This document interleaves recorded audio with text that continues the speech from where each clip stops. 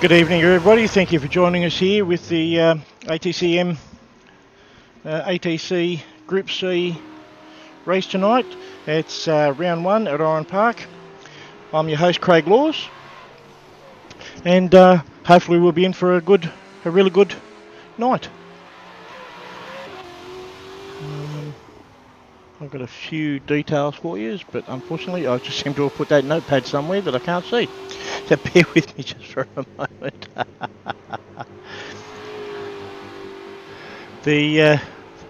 That's the beauty of having teething issues here. Fantastic. Here we go. Okay, we're on board here with Alex Farsi.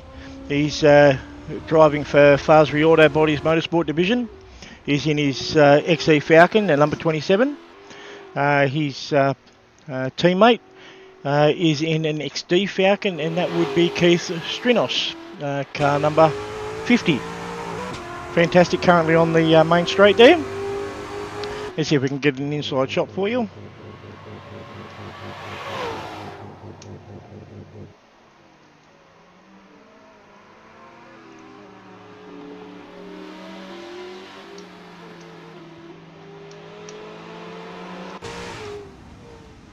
Oh, lovely.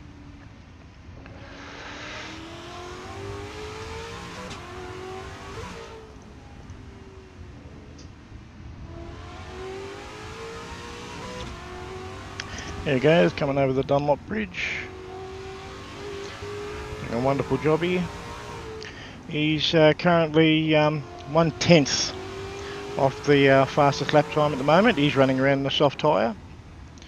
Currently our fastest is our Daniel Walsh at 1:08.2. He's currently running the hard tyre. Showing us all how it's done.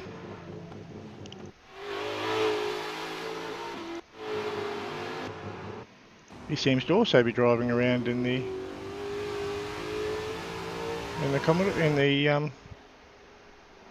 XE Falcon.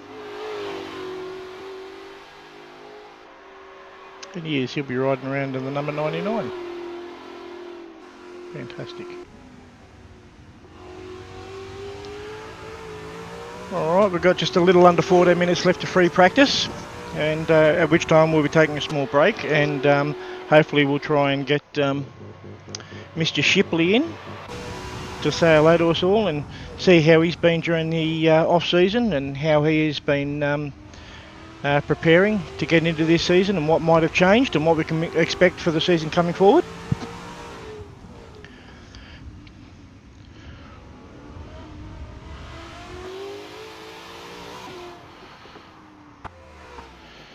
You'll have to bear with me just a little bit as I get used to our players here. Hey Craig, sorry to butt in. You're right. Pretty good yourself, mate. Very good. Just need you to download the skin pack, mate. Absolutely. Yep. I'll have to do that in just a moment. I'll do that in between free practice and before we start our qualifying, but thank you for pointing that out to me.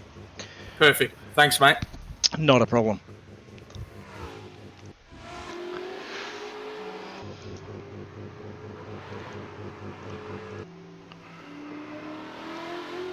Okay, seems to be a few Falcons running around today, but that's certainly going to help us out. I've got Tristan McLaren here at number 11.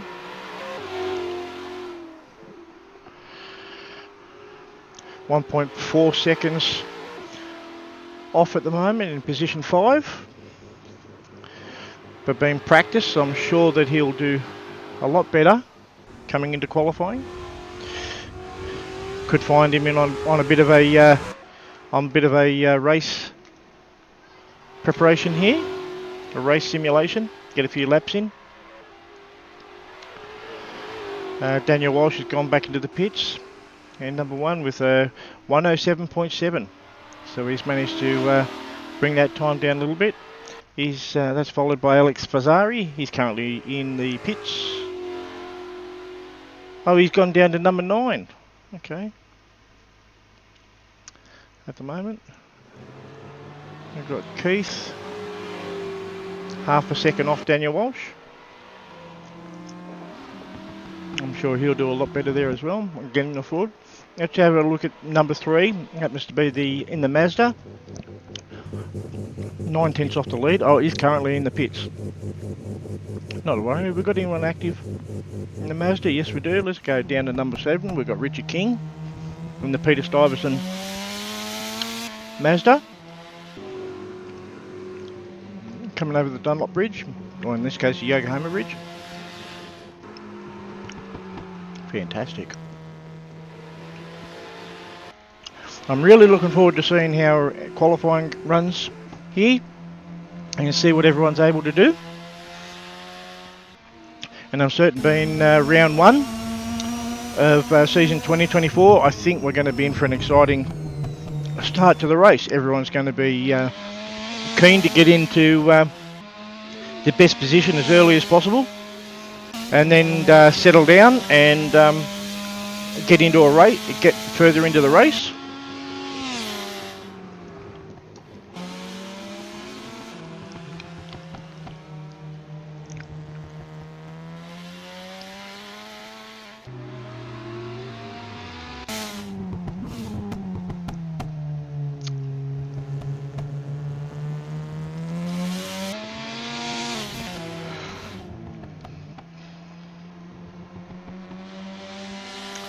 There's Richard King.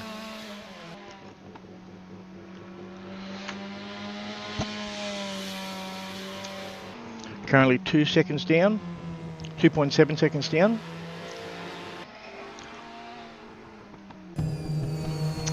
Well, I'm quite certain that'll change. Let's go back up and see what Alex is doing here.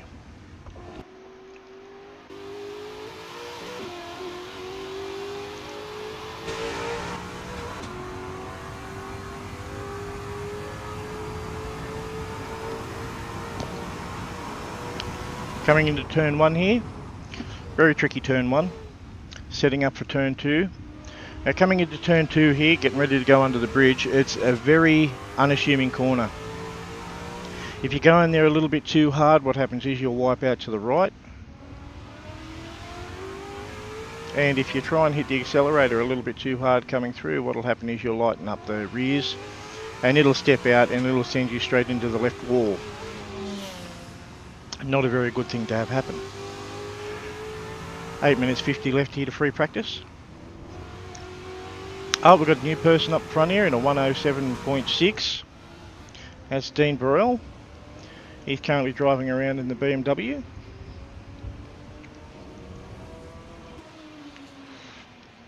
The 635. Originally driven by Jim Richards, who introduced it to the Australian Touring Car Championship back in 1984, I believe it was. For anyone watching, feel free to say hello in the stream chat. More than happy to raise your comments and talk back. If you have any questions, we'll certainly do our best to answer them for you. Not a problem. There we go, coming under the Yokohama Bridge again. Dean is still out in front with a 107.628. Unfortunately, haven't bettered that just yet. Daniel Walsh has gone back into the pits. No doubt to maybe change his setup, get a little bit more pace out of the car. There we go, we've got Tony DeLuca joining us.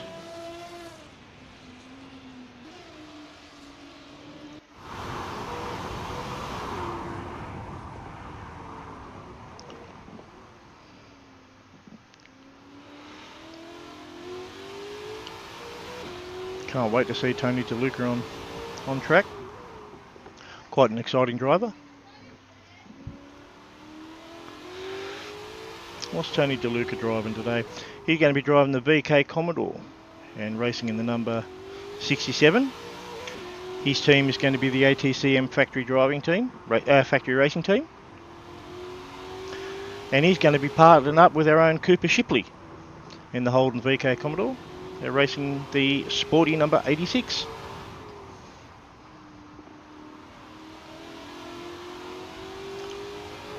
At the moment, Dax Daniel has fallen off the pace a little bit, down to 2.3 seconds off. Let's go back up here to... Let's have a look at... Oh, Daniel's still in the pits. Daniel Walsh is still in the pits. We'll wait and see for him to come out and see whether or not he's able to make any changes to the car that might catapult him further up the field. Traditionally speaking, Daniel Walsh is actually quite an exciting driver to watch. He also takes part in our V8 Supercar series on Misfit Sim Racing. We just had our Bathurst round, and unfortunately Daniel Walsh wasn't available for that. He took his place up at Mount Panorama to watch the actual race going on, round one up there. To see Will Brown coming home in the Red Bull Camaro to, at the end of the weekend, come away leading the Drivers' Championship. Okay, we've got Dean off to the side of the road here, parked up. I wonder, has he outbraked himself?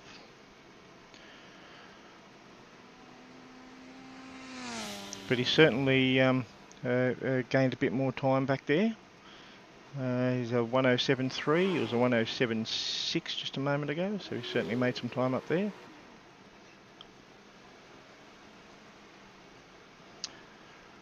Who else we got here? We've got Alex Fazzari. There you go, coming into turn one. He's currently 5/10 down, and then number 27.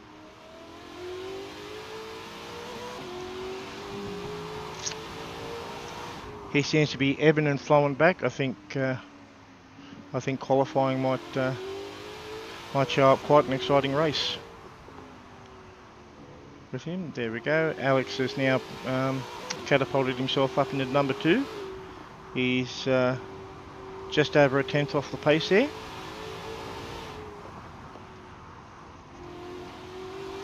He's currently running around on the soft tyre as well.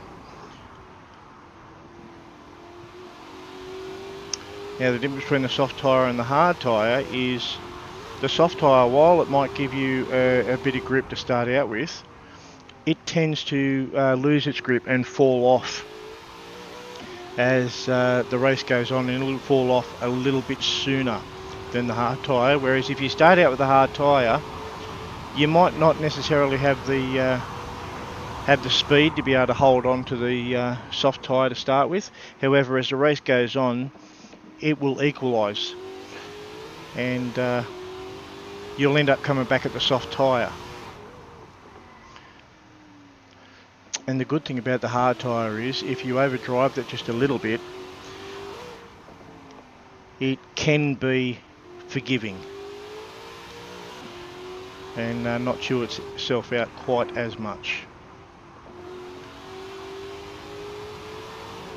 Daniel Walsh has moved back up into number 2 again.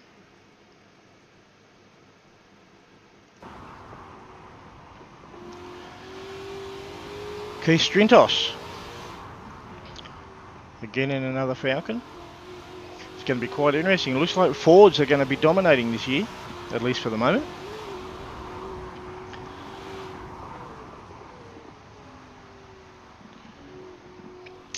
We'll certainly have to see how they go as the year goes on. Here we go down here in Daniel Scaluna. Currently 1 second off the pace.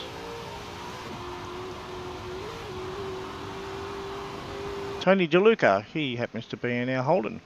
Fantastic. 2.3 seconds off the pace right at the moment in our number 10 Commodore. However, only just joining the track. I'm quite certain that once he manages to get a setup going and we get into qualifying and into race 1, I'm sure he will settle nicely into a rhythm.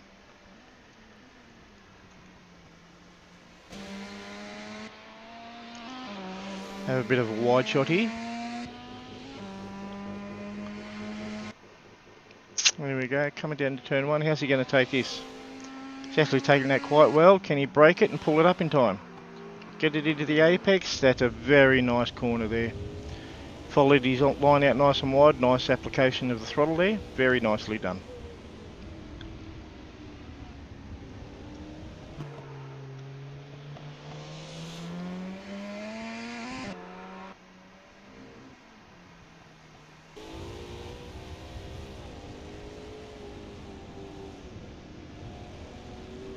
Let's have a look and see what Dean Burrell is up to here.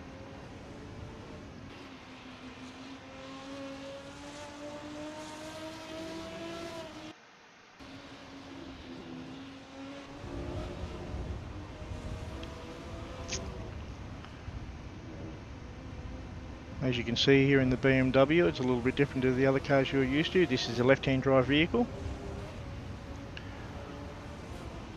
That certainly wakes you up and makes you pay attention to your driving line, as it is a lot easier to run into the walls on the right hand side than what you otherwise would in the Commodores and the Falcons and the Mazdas as well as that. The BMW is a very unique car, just in the way it gets around it, also in a straight 6 configuration.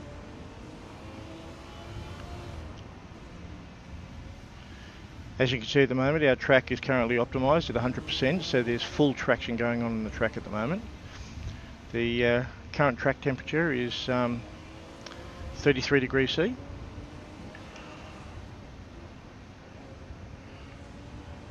And our wind currently seems to be coming from the northeast at 8 kilometres an hour.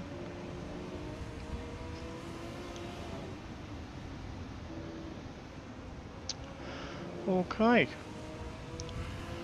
And that would seem to be the end of our free practice. We'll let our drivers finish up here and make their way back to the pits.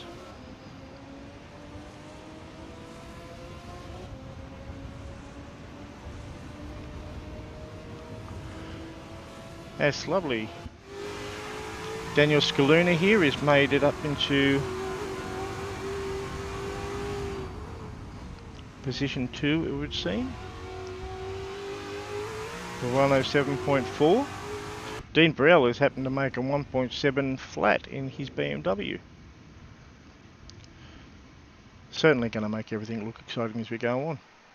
Okay, and that would seem to be the end of our free practice. We're going to take a break for a moment. We'll be back hopefully before we get into qualifying, and we'll see whether or not we can't get Daniel Shipley in and see how he's been in the off season. Right, thank you for joining us, and we'll be back real soon.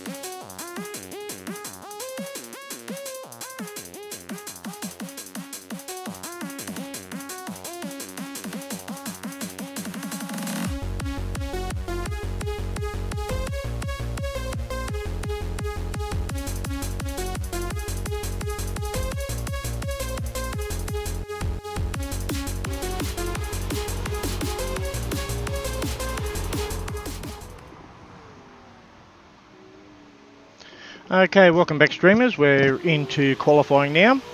Sorry for the delay getting back. We've had a few teething issues, as you can expect at the start of any season. My name's Craig Laws. I'm going to be your host this season.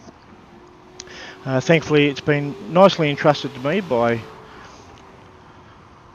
Daniel Shipley and Mr. Farsi. These guys are keen to jump on board and say good day a little bit later, but they're going to do that after qualifying, in between qualifying and race 1. So as you can see, we've actually got the correct liveries running now, thank goodness. That's one hiccup that has been taken care of.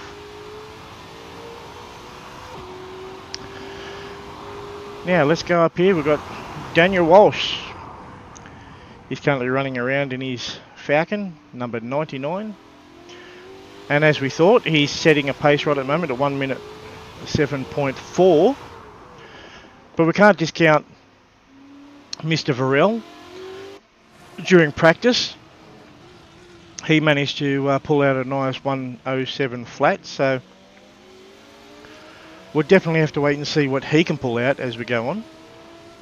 And since we've got Alex Ferrez just in front of him, let's see if we can... Oh, bumped out of the way there by Dean Varel. As we can probably imagine, it's it's a bare knuckle ride at the moment as everybody gets themselves sorted.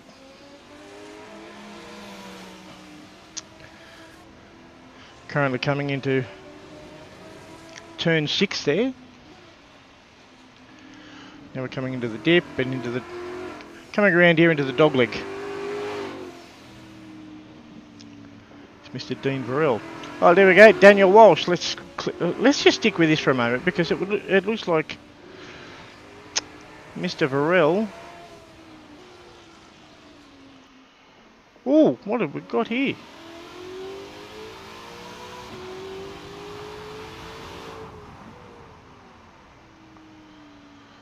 Nicely done by Shipley Design here. And another Falcon. We've got Keith Strinzos. Currently qualified in 4th.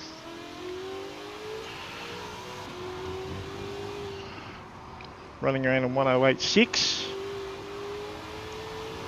What have we got here? We've got a Mazda at a 1.107.6. We've got Michael Haggerty in the number 99 Mazda. Coming under the Yokohama Bridge.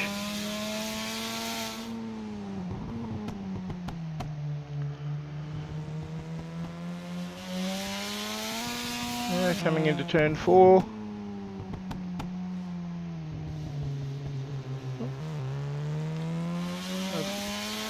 Over the bridge we go into turn 6. They're going to the Foster's Dip. A lovely corner here. Very exciting to get that corner right, but quite disastrous to get it wrong. Up into the dogleg. And up under Recaro corner, back onto the main straight to complete another lap. Let's see how Michael does here.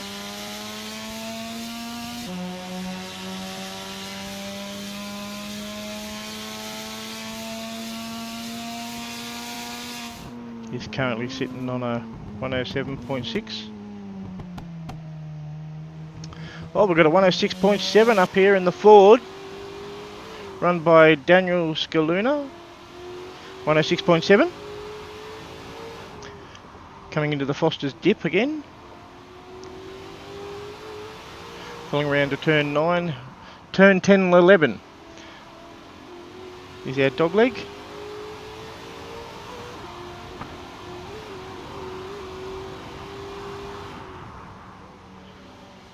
Let's see what we can run out here. We're currently running an optimum track at 100% grip. 24 degrees C ambient temperature. We've got a track temperature of 33 degrees centigrade at the moment, with a northerly wind at 10 kilometres per hour, which will give you a nice tailwind. Coming down the main straight.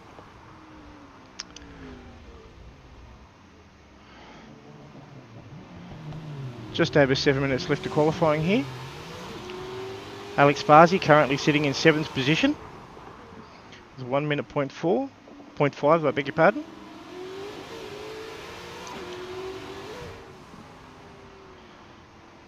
There we go. Coming up over the bridge and into turn 6. There's the Foster's dip, and this is known as Momo's Corner we're coming up to now. And there goes Momo's Corner. This was in the day known as O'Brien Aluminium's Dodleg, as it was known in the 2000s. Unfortunately, I can't mention some of the corner names back of what they were back in the 1980s. Unfortunately, some of those brands are no longer allowed to be mentioned. I'm sure for those of you who have a memory to remember back then, you would know exactly who they are. A little bit of trivia. Oran Park Raceway was set in Narellan South in New South Wales, and it was operational from 1962 until its closure in January 2010 to make way for quite a large housing establishment out there.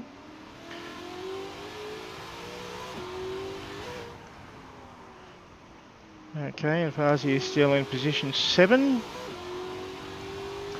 Dean Varell in the BMW is up into 2nd position.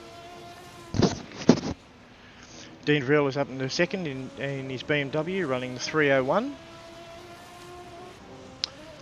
Currently 106.8, which is really not that far off what Mr. Scaluna is running, at a 10th off.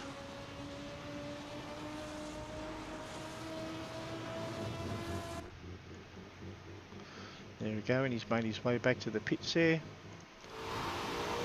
Daniel Scaluna still running around in 1st position with a 106.7.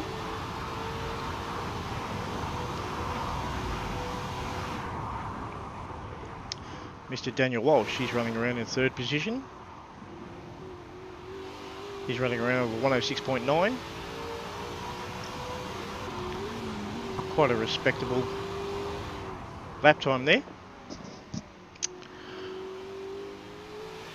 Mr. Daniel Varell has made it up into 2nd from his BMW. He's now 10th down. Daniel Scaluna still running around in 1st position with a 106.7. Michael Haggerty has been pushed to 4th. He's 9/10 off the pace there. That'll be a 107.6 he'd be running at. Funny thing about the Mazda, it's a very, very light and very, very quick car. Certainly not to be underestimated. Takes a little bit more finesse to race this car.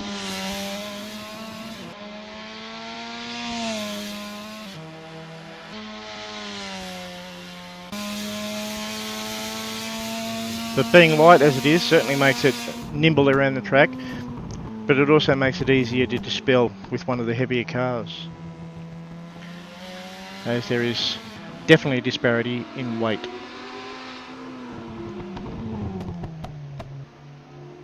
Thanks Zed's one. Yeah, there is definitely some great etiquette at the moment.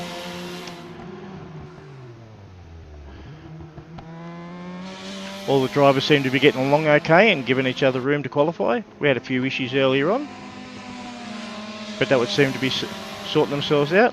Let's go all the way down here to Corbin Brown in another Mazda RX-7. 1.7 seconds off the pace.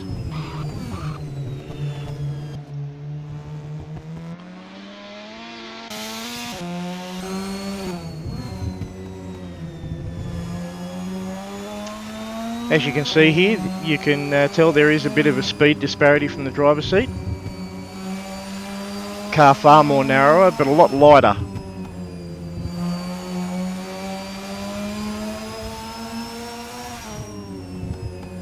Able to keep up its mid-corner speed a lot better. Currently coming up on number 6, and hold the VK Commodore, or VH Commodore, I beg your pardon. G pops all the way.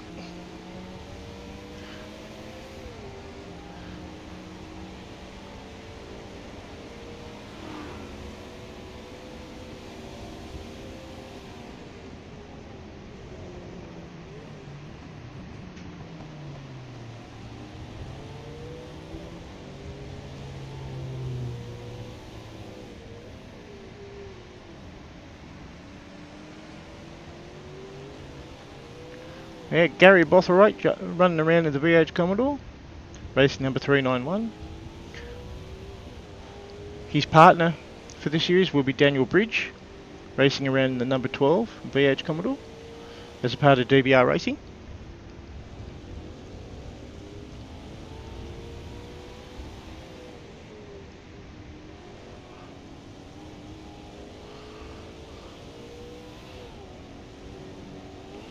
Where is Mr. Bridge? Is he here at the moment? He must not be on here at the moment, so we're back with Alex Fazzari here, 1.7 seconds off the pace and the 27 Ford. The XE Falcon number 27. His teammate is Keith Strantos in the Falcon XD, racing number 50. His team is Fazzari Auto Bodies Motorsport Division.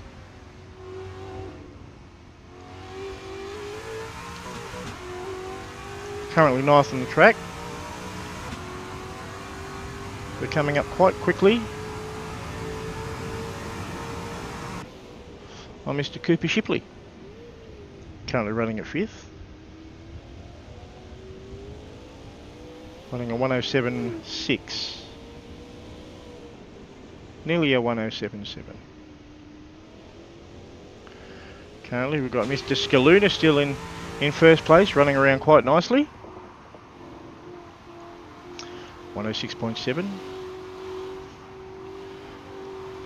Certainly giving something for the rest of the drivers to aim for. And we've got 19 seconds left to qualifying.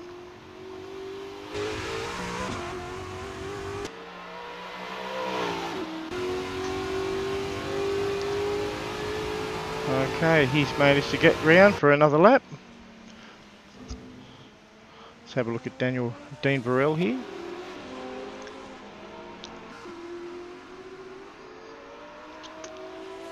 Okay, we're currently into overtime. Okay, we've got Cooper Shipley, he's come across the line and caught the checker flag in 6th. We've got Keith Strinos, he's currently in the pits, as is Alex Fari, Corbin Brown.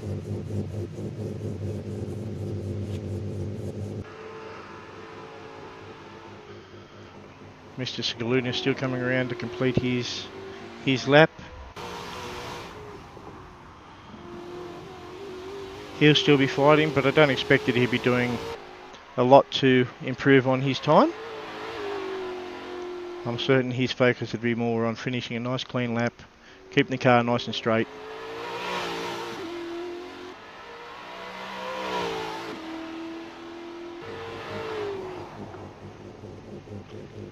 ready for the race. And that would be the end of the qualifying there. So what we're going to do there is we're just going to put up the starting screen for the moment while the guys get themselves set. And we get the racing server set ready to go. I think we'll be expecting Mr. Shipley and Mr. Farsi very, very soon. Hoping to come in and say hello and let us know how their offside season has been. Okay guys, on that note, I'm just going to take a brief break, and when we'll get these guys on for a bit of an interview, we'll come back and see what they have to say and see what we have to look forward to for the season. Okay guys, thanks for joining us here. We'll be back soon. Looking forward to have you in the opening round of the ATCM Australian Touring Car Masters, round 1 at Oran Park.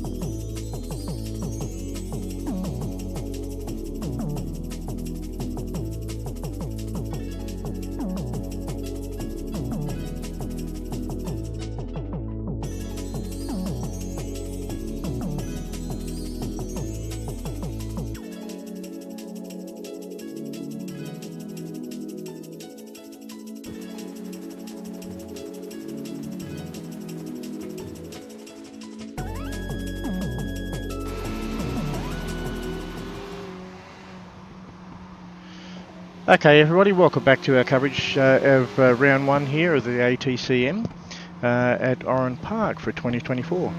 Thank you for hanging about and being patient with us while we take care of some administration hiccups.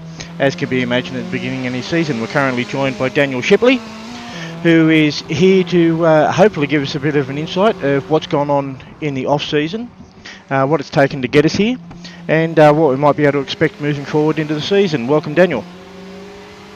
Well, you've mixed up my name a bit. You've got Cooper Shipley, not Daniel.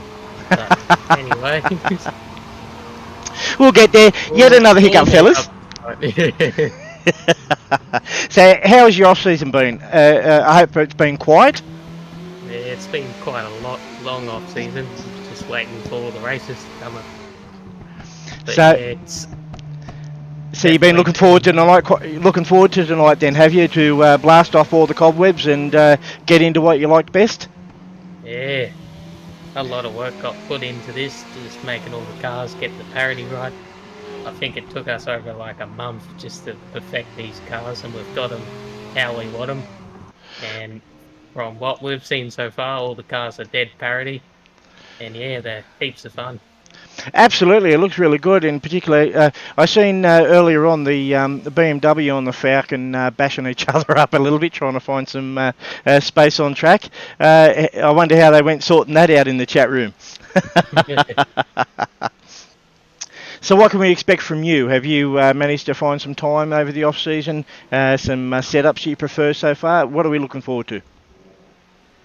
Well, I'm looking about probably top 5 for this race, but yeah, haven't got anything really sorted in terms of setups, but I've got my teammate, Mr. Tony DeLuca, setup man that's been supplying me with all my setups. Oh, wonderful. Yeah, Tony DeLuca is quite a good racer. Sometimes he's not all the way at the front, but he's certainly very, very good for some excitement during a race. Yeah, he certainly knows his stuff when it comes to setups. Absolutely, he does. Absolutely. Is there anyone else we can be excited to look forward to as the season goes on? Anyone who surprised you so far? Well, not really surprised. We all know this, but Mr. Daniel Cicluna, he's always been up the top in everything he's done. Not too long Absolutely. ago, he won Bathurst's race in GT Club, I believe, an endurance race there. So now he's come over here and come to dominate the field here. Wow, it's amazing that he's able to jump out of the GT cars and straight into the Group Cs. Quite a completely different animal of car. The GT cars have a lot of different aids on them and certainly a lot better to get in and out of corners. Certainly don't have the big weight transfer that the big Falcon does that he's driving here, and yet he's pulling out some quite exciting times. Yeah, definitely. He's a master at everything he does. Absolutely. Teamed up with Mr. Daniel Walsh, the person you've confused me with. Yes, well, Daniel Walsh, as I expressed earlier on, he started his season out. I think one of his first races was definitely at Bathurst for was supposed to be for Misfit Sim Racing, but he missed that one, and he ended up taking a trip up to Bathurst to watch the round one of the V8 Supercars series up there to see Mr. Brown come in and leading the Drivers' Championship, heading out of that, going into round 2. Yeah. And speaking of Mr. Farzy, how are you, Farzy? Joining us here this evening. Not too bad, mate. How's your off-season been? Busy, extremely. Well, setting up all the cars and everything was, challenging on its own. Weeks of work, late nights, all that, testing, driving hundreds of thousands of laps at Bathurst and Oran Park. It's been ridiculous. Yes. Sure they're all even, which is good. Yes, we're just speaking about the parity, and whatever issues were there last season seem to have worked themselves out. Yeah, definitely. Like, we had a good crew of blokes that were testing out all the cars and everything, and making sure that they're all up to speed, and they all are, and it's very close and competitive, which is nice. Yes, which is exactly what we need to see. A little bit of competitiveness, and hopefully there's not too much of a disparity between the cars. Is everybody going to be starting on the same tyre? What's the tyre strategy going to look like tonight, do you think? Well, listening to everyone, some people were saying that they were starting on softs, and other people were saying they're staying on hards. So I don't know. I'll personally be running hards, but it's certainly going to be very interesting. As we were describing earlier on, soft tyres are very, very good to get started. They come up to temperature and they can hold the corners rather well. The hard tyres take a little bit longer to phase in with heat and so on and so forth. But the hard tyres are extremely more forgiving, particularly if you lock up the brake going into one of these corners, where the soft tyre doesn't bounce back quite as well. Are there any drivers here that you think might be on the soft tyre that might find that a little bit of a headache? It's hard to tell. I mean, from my practice and everything, it's you come off once, you do a bit of a spin on the softs, and you spin the wheels, and they're just cooked. You just can't get the temps back out of them properly. Absolutely. The hards, they're a lot more forgiving. Absolutely. So, I mean, we'll see how we go. Judging by the grid, it's half and half, really. Yeah, that's going to make it really, really exciting. I mean, if the Mazdas are running the soft tyre, they're certainly going to get the benefit. The weight of those cars are going to lend themselves a hell of a lot more to the soft tyres being able to last the distance over the heavier cars on the hard tyres, or some of the heavier cars that might be starting out on the soft tyres. Absolutely. Such as Daniel Scaluna here. He's going to be starting in our first position, and he's going to be in the XE Falcon, starting on the soft tyre. Now that's going to be that is quite a heavy and wide car. Not very easy to stop once you get it going, and certainly not easy to get that heavy front end into a corner. How do you think we're going to fare on that, Cooper? Well, I was talking to everyone, and I reckon we might have an 18 car pile up at turn 1, especially since the grip's pretty low. And if you haven't taken account for that low grip, it's very easy to just, as I said, create a huge pile up into turn 1 and just go straight on into the grass when your race is done. Certainly. So we're starting out with a 95% track grip at the beginning here, which means we're going to have an evolving track. How have we set the evolution of the track over the race? I believe it's every time 10 cars pass, 1% of grip goes up, so we should see at this race the grip should go up to 100. Pretty quickly. Yeah. Okay, are we going to have a carryover of the evolution, or are we going to start the evolution at 95% for each race? The next race will be 90, and then the next race after that will be 90 as well. So they restart every time. I guess we got 5% of grip from that 5-minute warm-up which carried over. Absolutely. Well, that's going to make it very, very interesting. Currently, we've got an ambient temperature of 25 degrees C. We've got a wind temperature coming out of the north, bearing northeast at 14 kilometres an hour. Our track temp at the moment is 34 degrees, but that's certain to raise as we get the race underway, wouldn't you think? We might see it go up or down. We'll have to see, I suppose. How did you find the grip there, Fuzzy, as you were doing the warm-up session there? Oh, it was tricky at the start. Like, I didn't expect it because I haven't done much practice with the low grip, but honestly, it was first couple laps is definitely a handful. But you just got to take it easy and you just cruise on out of it, and up to the third lap, it's good. Good to go. You can push. Very good. All right. Well, I think I better let you guys go. We're coming up to the start now. We've got a minute 20, so I'm sure you'd want to get into your cars and start getting things looking like. Good luck in your race, gentlemen, and I hope to see you in one piece at the end. Sounds good. Thank you. Thank you very much, guys. All right, we're going to switch over now to the live track vision. We're currently focused on Daniel Scaluna here in first position. And let's see if we can't get some sort of a dynamic camera happening for the start of the race. There we go, that's what we would like to see right there. Okay. Now we're 40 seconds away from the start here. Coming down to 30 seconds. At roughly about the 12-second mark, hopefully we will see the lights come up, and hopefully about the 5-second mark they will go red, and then we'll be starting our countdown to the start of the race. And there are our lights, 15 seconds. Certainly, Zeds, we're certainly going to be hoping for some clean racing here. Here we go, here comes the lights, and we're off. Okay.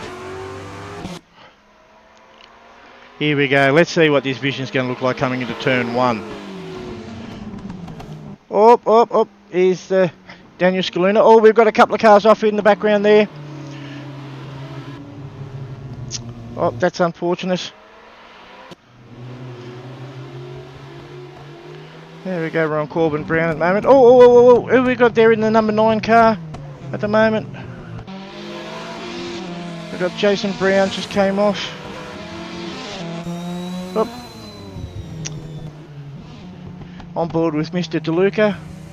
We've got Corbin Brown coming up behind him there.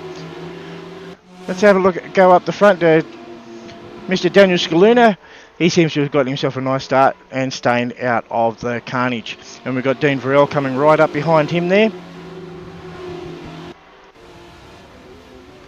Looking right at his rear, keeping nicely in contact. And as we can expect, and as it was just mentioned, Mr. Daniel Walsh in third. Certainly. Oh, unfortunately, who was that in the background there? We missed that. It was one of the Mazdas.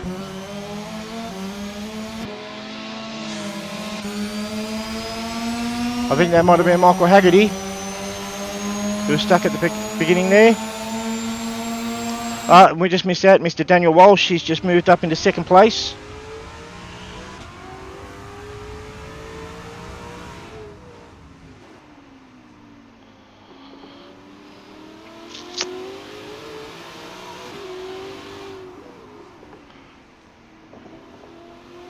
And we've got Mr. Varell still on his back, not willing to let him go just yet. Keeping him honest. While Daniel Scaluna here is being allowed to run off into the distance. Fairly well unchecked at this point.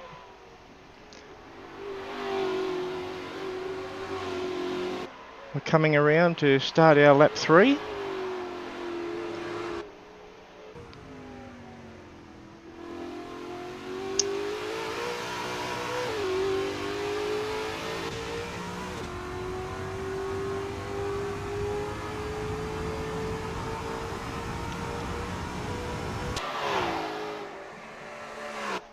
Fantastic.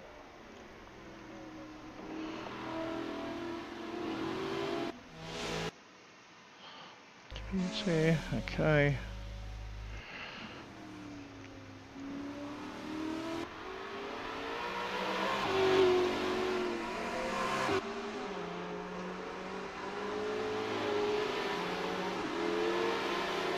Right, Mr. Walsh and Mr. Harrell are still in a very, very tight battle here. Coming over Yokohama Bridge. Coming down into Foster's Dip and around into Mobo's Corner.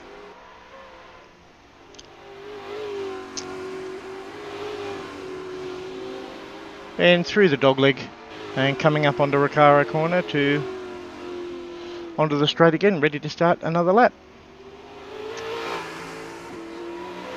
Seem to be in a nice tight scrap back here. If we go back to position 5 and the Mazda. Michael Haggerty here is chasing down the Falcon. Closely followed by William Bullock and the number 6 Mazda. Berkeley. It's interesting to state here that a lot of these liveries have been kindly done by Mr. Cooper Shipley. He's put in quite a lot of work and effort to get the cars looking as wonderful as they are today. So we'd all like to thank him very much.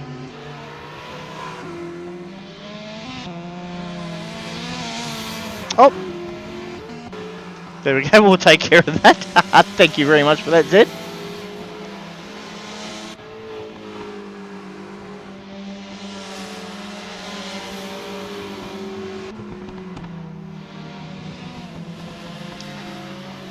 Okay, Mr. Scaluna seems to have dropped a place. No, and he's back up.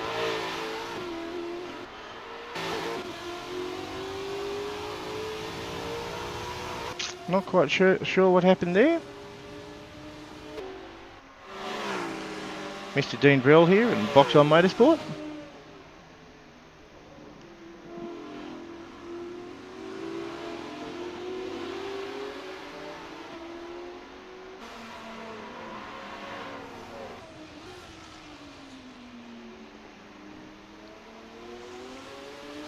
And his partner is Ripley Price in the number 300. See how his partner down here is doing, his teammate.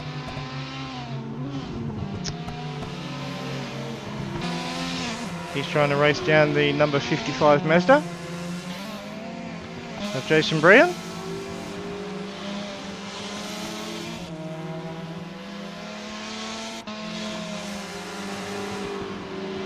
Seven tenths off.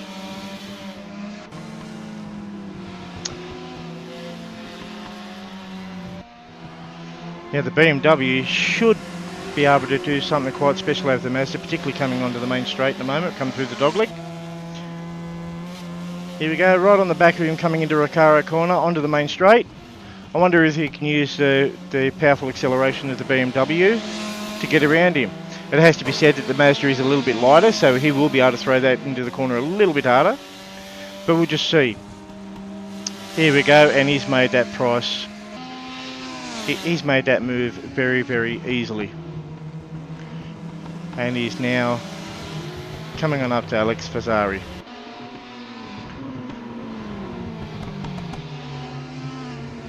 Alex is 1.3 seconds ahead, but that BMW certainly seems to have some legs under it right at the moment. Let's have a look at what Ripley's doing here.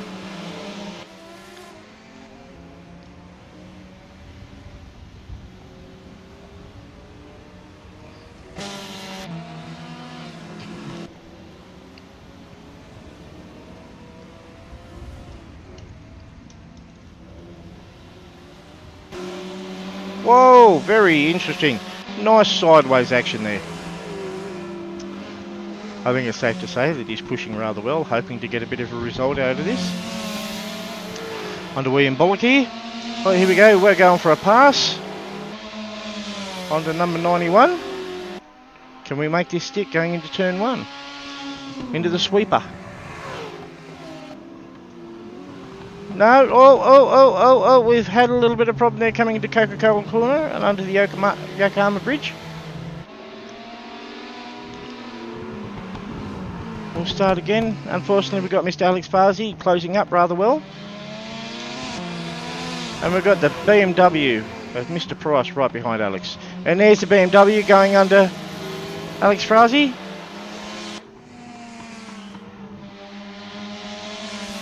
Let's go on back to Mr. Price here for the moment. It looks like we've got a little bit of a race going on here. Let's see if Mr. Alex Fasari can hold him off right now. Daniel Scaluna is right up in front. Just did a 1.6. You're 2.7 seconds ahead of Daniel Washington in position 2. Here comes the BMW again. Let's see what we can do. Rather evenly matched here. The BMW with a straight 6. But the XC Falcon certainly has the weight to push around. Not easy to move him out of the way.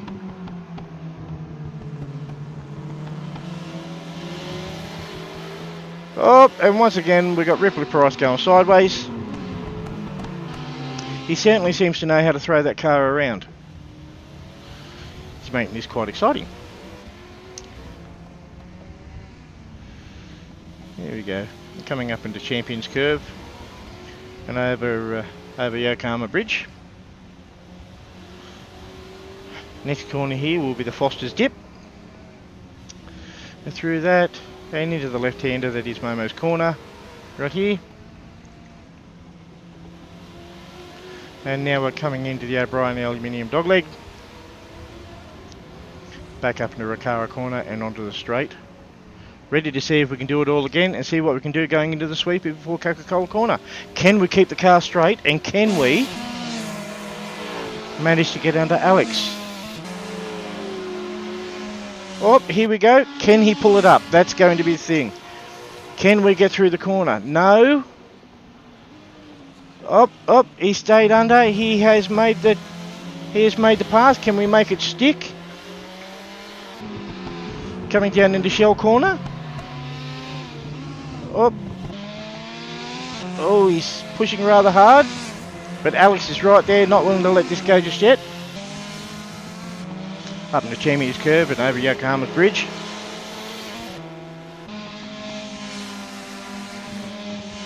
That is quite a tricky corner coming out there off the Yokohama Bridge. It's a very tight line, very specific. Just a wheel off line there can be detrimental to your race.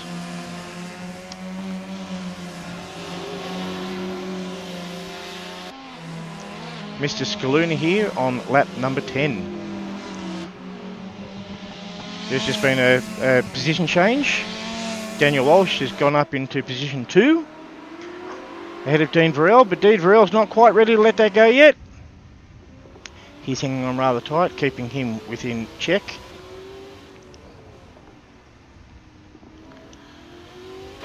It's quite interesting here. We've got a couple of battles here with the BMWs and the XC Falcons.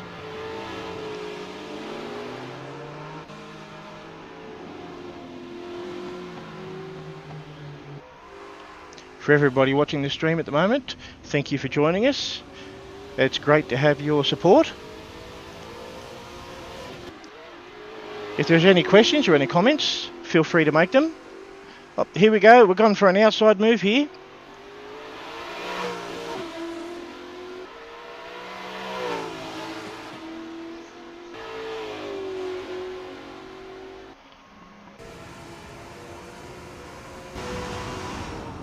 Daniel Walsh. Here's Dean Burrell. Let's see how Daniel's coping with it from the driver's seat. He seems to be doing it rather easy, doesn't he?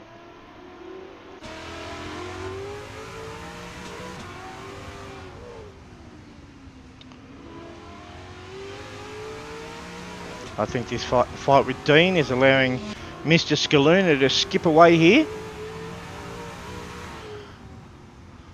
Seems to be quite smooth here. Last lap is a 106.8.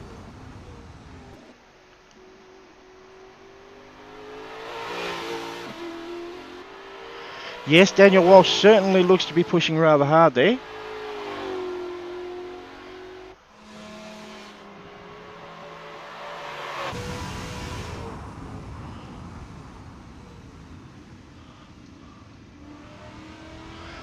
Okay, and here as we stand at the moment, Daniel Walsh has made one move up, while Dean Varell has moved down. We've had 4 places for Mr. Keith Dranos.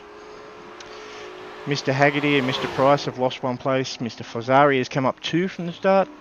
Mr. Brown has made 5. Bullock has made 5, and Mr. Tony DeLuca has come up 2 spots from his qualifying position.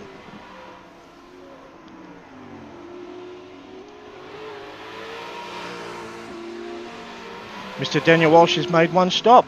Okay, he must have stopped to get some tyres. They cooked them rather well.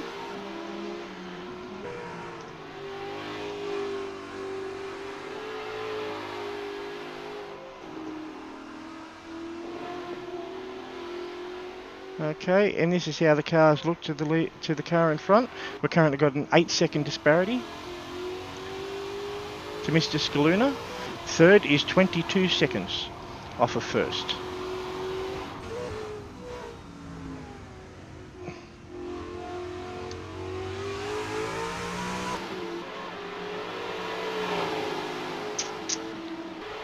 There we go, looks like Mr. number 15th.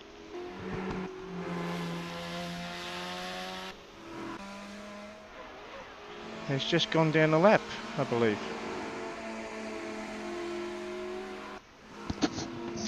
I wonder what's happened here with Dax Daniel. He seems to possibly have run out of fuel. Quite unfortunate there for Daniel.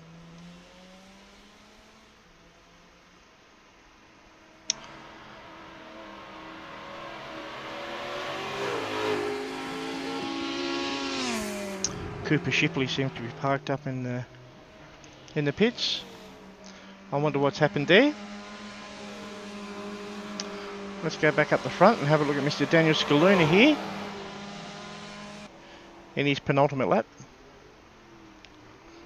Well, looks like he might be losing his rear tyres there a little bit, pushing a little bit too hard.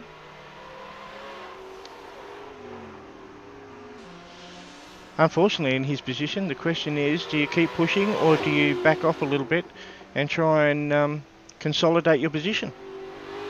He must think that Dean Varell might have something to come back at him after.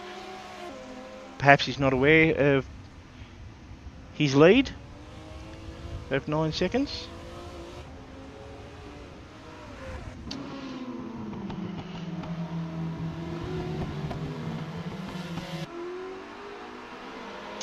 Fazari has fallen 6 seconds off the BMW of Mr. Price. But it would seem like we've still got a battle here between 7th and 6th.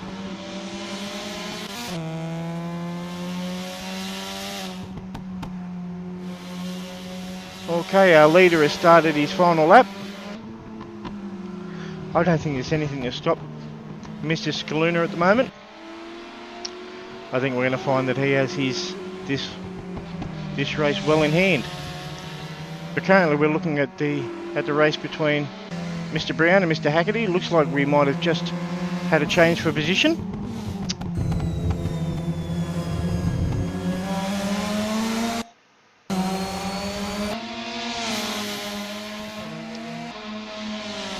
We certainly have.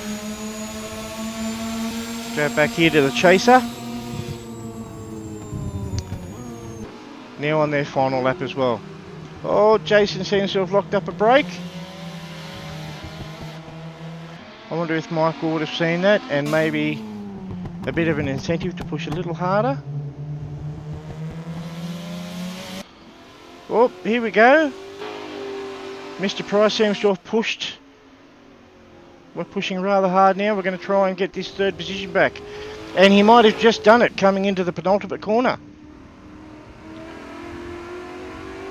No, my mistake. We've got the dog leg to come here before we get up into the Recaro corner. We seem to have lost just a little bit. No, and it would look like Keith is going to hold on here for third. Riley Price is going to come across into fourth. Mr. Alex Fazari is going to come into fifth. And Mr. Brown is going into sixth. Haggerty into seventh. Wonderful.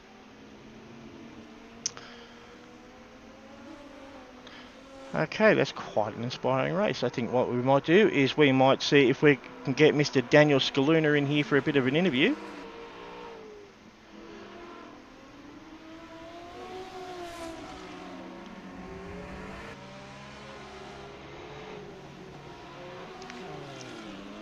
We'll just wait for this to come about. Everyone's come across the line.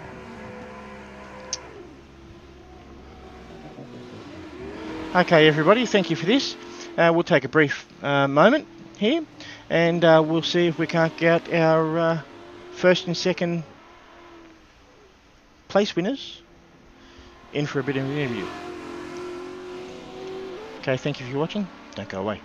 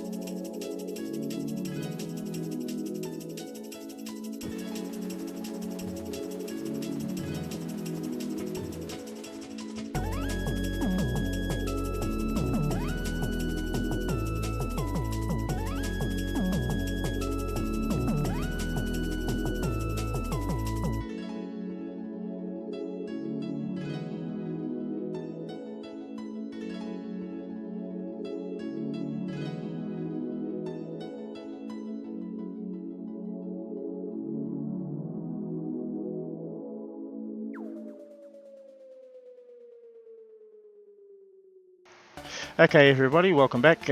Sorry we've got the B-right back card up right at the moment. Again, teething problems with the starting of the season. We'll certainly try and put up a different graphic for our after-race action interviews for further on in the season. But right now we're going to start with Daniel Scaluna. How are you, sir? I'm doing very well, Craig. How about you? Very, very good. That was quite an interesting race there. You seemed to run away with it quite easily, particularly from lap 2. It seemed like you were able to put on quite a move. Oh yeah, I was just able to just keep doing my own thing, just hit my marks, and meanwhile the guys behind me helped with like a little bit of battling and stuff like that. I'm sure that would have been good on the stream. But yeah, thanks to Delta for giving me the opportunity to drive this car, and it's absolute rocket ship. Oh, it looked it too, and you were able to make your tyres last quite well there, starting out on the softs. Quite a brave option there, quite a brave choice.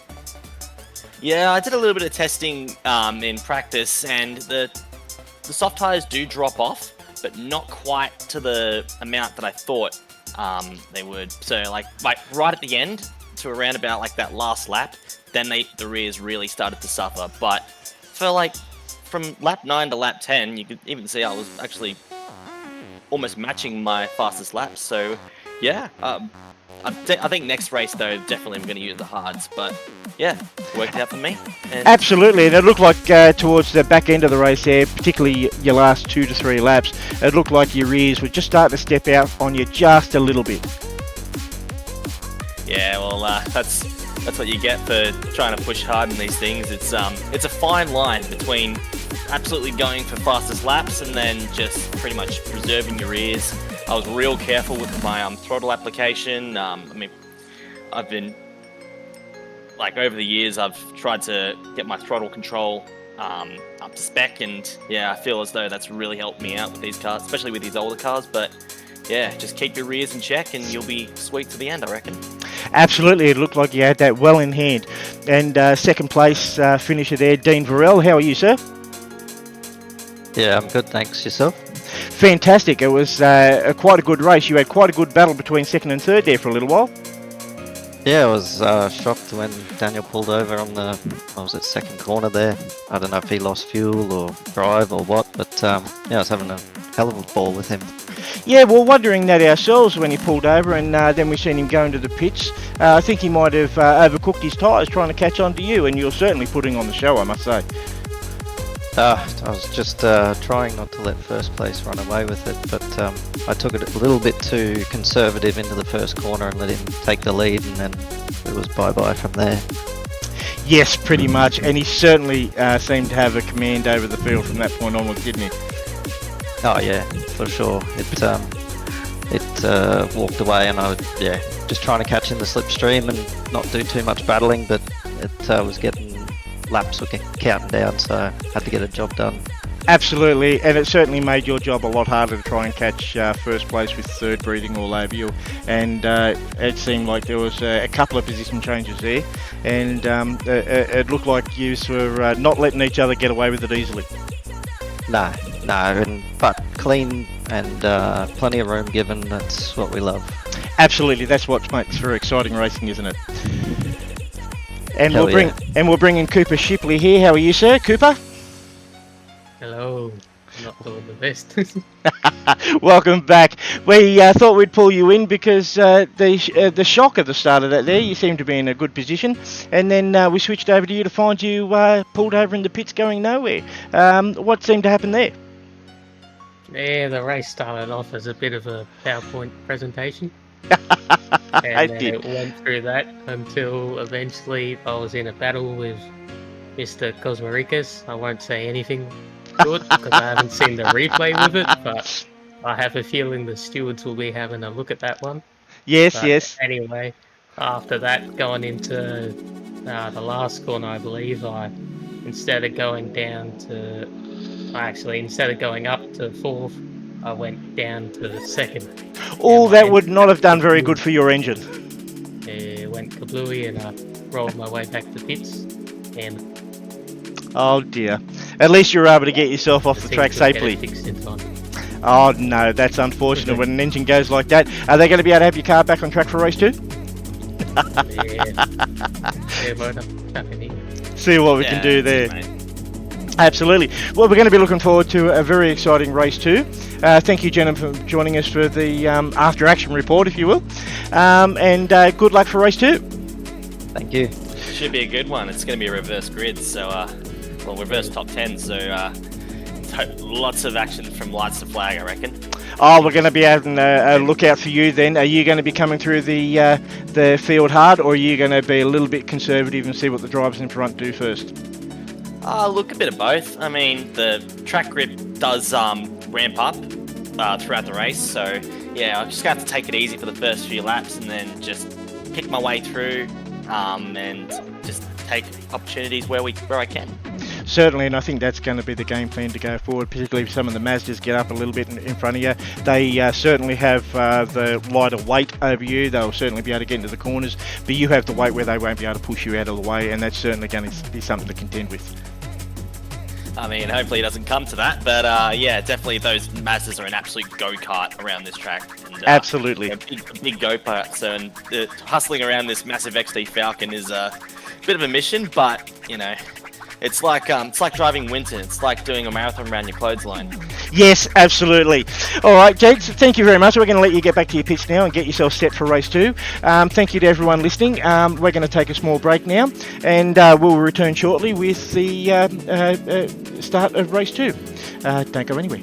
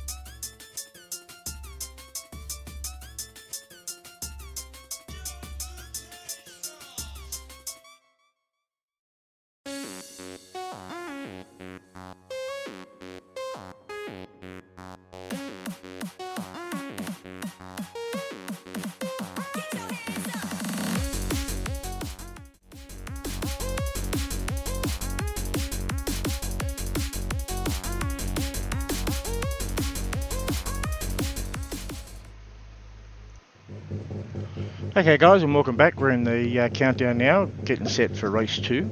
We're going to be starting with Daniel Walsh off pole position here, and Tony DeLuca is going to be in second, as we're going to be having a reverse grid, or at least a reversed top 10.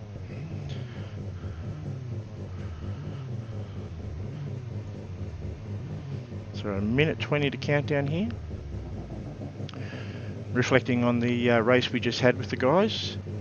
Hopefully that stands well for a race 2.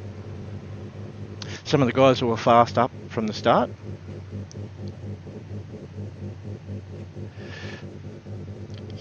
Yeah, some of the guys who were quite fast at the start there in race 1 are going to have to be quite ginger coming through the field during race 2. Quite a lot of different races here, different racing styles, different cars. The heavier cars, while they might be very, very good when they get out in front, they are not really that easy to get through the field to start with some of the lighter cars, and they have to be very, very careful because their weight is both an advantage and a disadvantage depending on which car you're going to be sitting in. So let's get ready here for the beginning of the race.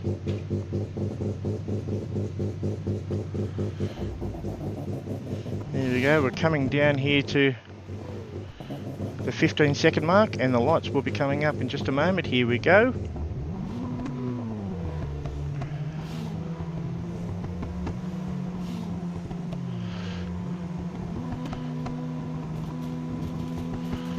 And off we go.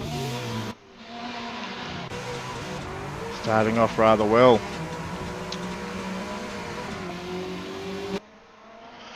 Here we go, coming down to turn 1. Oh, we've already got some cars going around at the back there.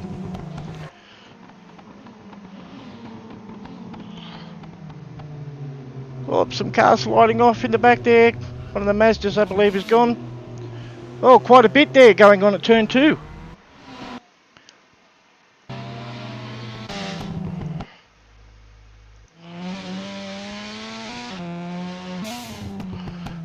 Okay, up in front right at the moment, we've got Jason Brown driving around in the 55 Mazda. Daniel Walsh chasing up in the rear in the 99 XE Falcon, doing his best to keep in contact. Mr. Brown is in the Mazda up front in the soft tyre, while Daniel Walsh has got the hard tyre on in the XE Falcon. And we've got Mr. Daniel Scaluna. Wow, he has really made gains really, really quick here. And as he suggested at the interview there, wow, have a look at that. 2 spots in one corner going through the dog leg. Let me tell you, ladies and gentlemen, that is not a very easy move to make. The switch back there and the off camber makes it very, very easy to lose the rear end. And it looks like the 2 Falcons have gone up, while Mr. Jason Brown has been relegated back to 3rd in very quick succession.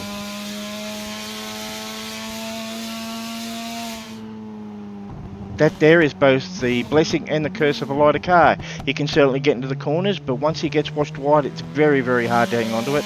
Whereas the weight of the Falcons up in front certainly take a little bit to get into the corners, but once you can get those cars settled, they're fairly good coming off the corners, particularly when you start getting the tyres to transition in a little bit better.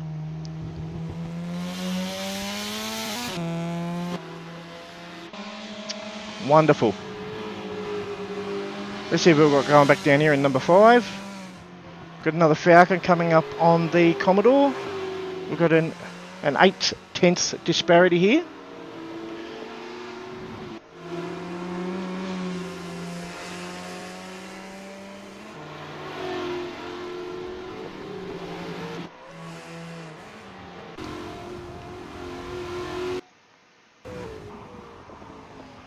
Ooh, closed up nice and tight there.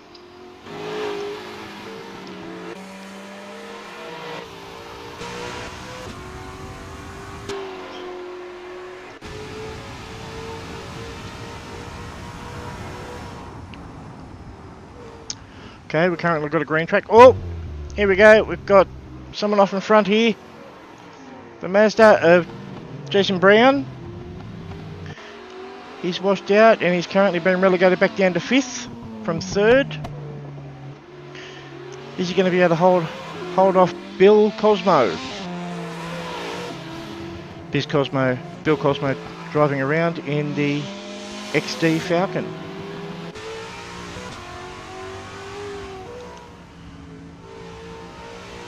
Bill Cosmo actually is quite a good driver. Very consistent in what he does.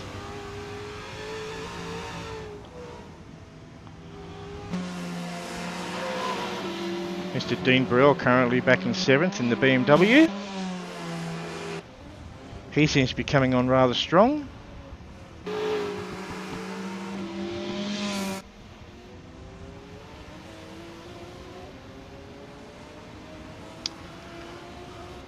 Let's see what he can do with Mr. Cosmo. We're coming up here into turn 1 into the sweeper, and that leads us into turn 2 and Coca-Cola corner. Now Coca-Cola corner, I suppose you could count as turns. That's a continuous turn 2. Now we're coming into turn 3. Turn 3 is known as shell corner. And then coming up here into champion curve. Champion curve. Oh, here we go. We're trying. I think we pushed a little hard. I think we might have locked up our front there. Trying to move into 7th.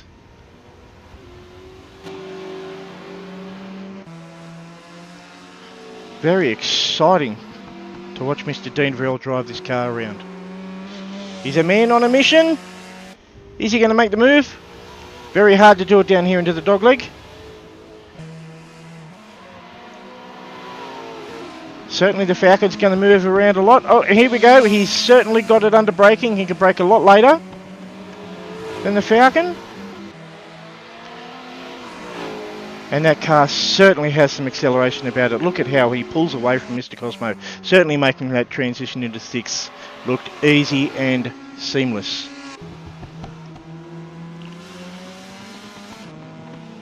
Mr. Bill Cosmo does not look ready to let him go just yet, but let's have a look up the front here with Daniel Walsh. I wonder what he's able to do with Mr. Scaluna. 2.3 seconds off the pace. Certainly a bit of a bungee cord here at the moment. While he's not making any ground, he's not losing any either. Seems like we've got a nice even pack right at the moment.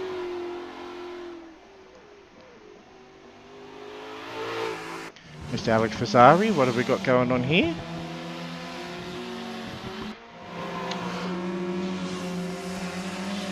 Mr. Cooper Shipley. Ooh-ah! Mr. Cooper Shipley there showing us how to shake a tail feather. Driving around in his VL Commodore.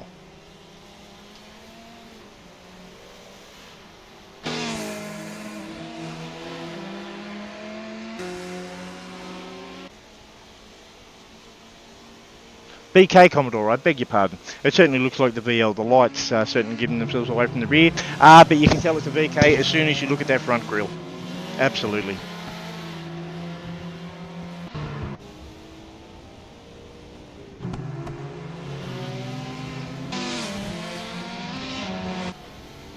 Looks like we've got Mr. Bollock up front, really challenging Alex Farsi for position 10. It looks like he's certainly ready to use the power to weight ratio of that Mazda over the Falcon.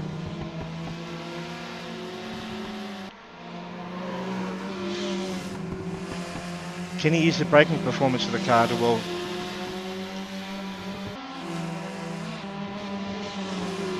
Put the braking performance of that car to good use. Here we go, coming up into Recaro corner.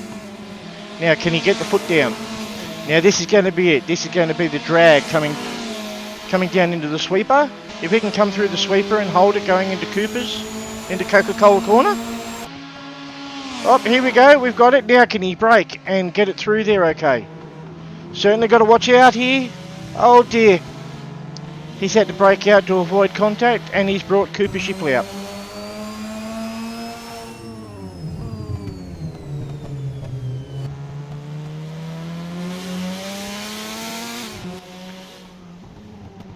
Cooper certainly seems like he's ranged up here. He's got a taste for blood. And he wants to get that spot back.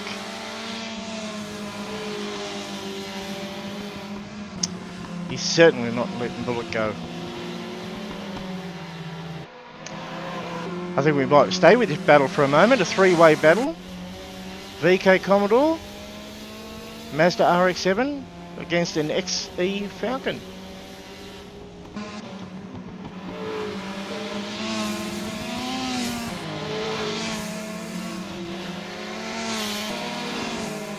Bizarre Automotive Motorsports up in front.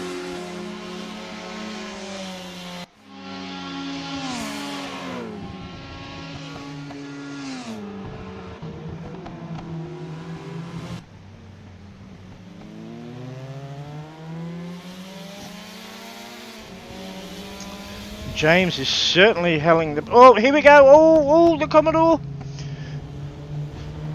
James is certainly hassling the back of Alex there. And Michael Haggett. Oh, we've had a spin. We've had a spin. Cooper Shipley has turned around. He's stopping to readdress there. And Michael Haggerty is coming up. James is now head off. That is certainly an unfortunate turn of events there.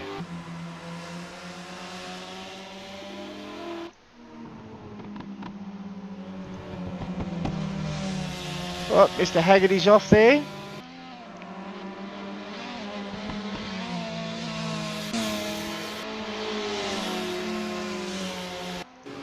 Mr. Dean Varell, who seems to have nicely gotten himself up in number 5, and he was quite impressive during race 1 as well, and it seems like he's trying to carry that form through into race 2. While Dean Scaluna here is right up in front again. He's got a 3.5 second lead over Daniel Walsh. He's certainly showing his dominance and his prowess here in race 2. The track has now come up to 100% grip. Our ambient temperature is 24 degrees, track temperature is 34 degrees. We have the wind coming out of the northeast.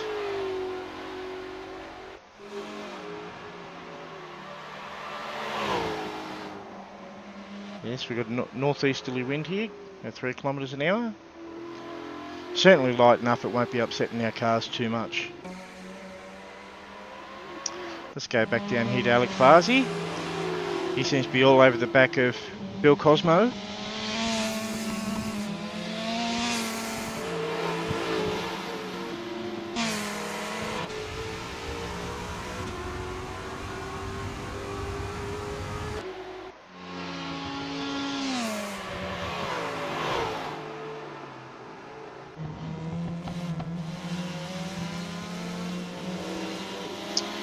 Okay, these are our positional changes so far.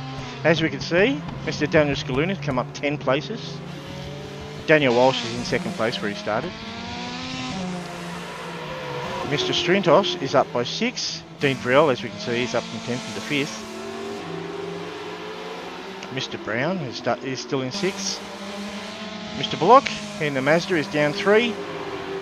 By Mr. Brown in the other Mazda is up by 5, and Bill Cosmos is up 3. While Alex Fazzari is down 3 positions into 10.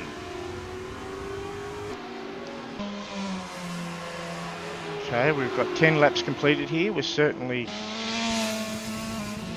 into lap number 11 here of our 20 lap race.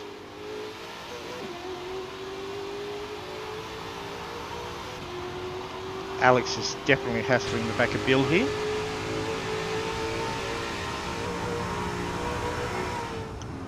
As we can see, let's have a look at the top 10 here. We have 1st position, 2nd position in hard tyres with number 3 is using a soft tyre.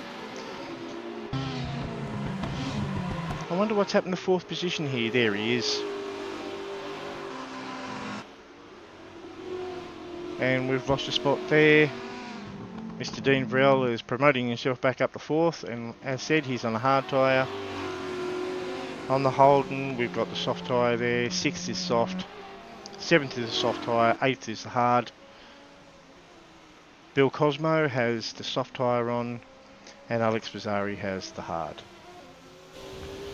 It's quite interesting to see how some of the tyres are working for the different drivers tonight, particularly during race 2. And we can see the difference here with Daniel Scaluna. He started out race 1 on the soft tyre and he used that to great effect. And using the hard tyre during race 2. Certainly why I had a little bit more work to do. Perhaps this was to ensure that he didn't overwork the soft tyre.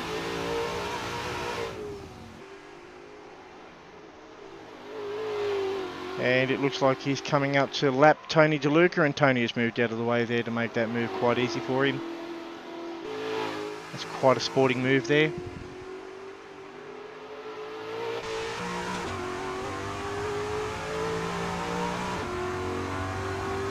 Certainly not a part of that race there with Daniel.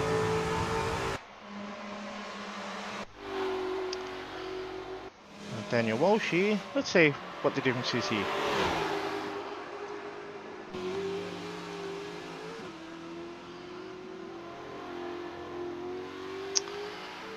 Looks like Dean Varell has made himself another spot. He's now up into... Oh, he's going down again. There's a bit of a battle going on here. Let's stay with this for a moment. Dean and Keith seem to be battling, and we've got Gary coming in here. Ready to give his all.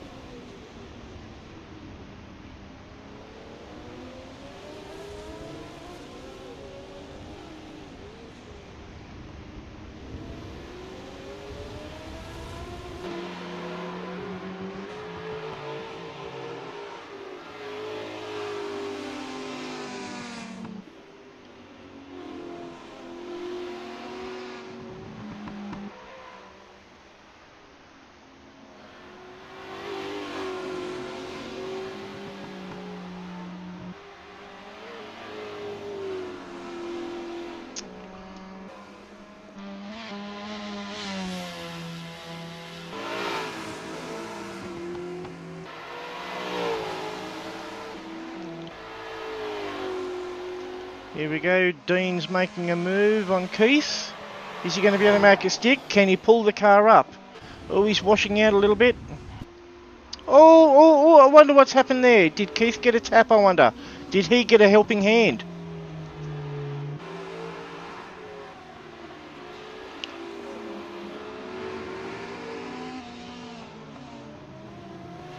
Or did he just push a little too hard in the corner? We'll have to wait and see. That's certainly interesting, isn't it? It looked like they were rather well matched.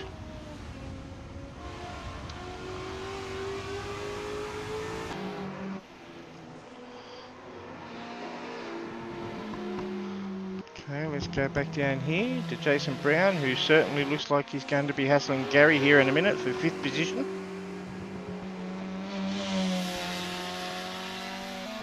Using the power to weight differences here. The RX-7 ran around with a rotary engine. Proprietary engine there to Mazda.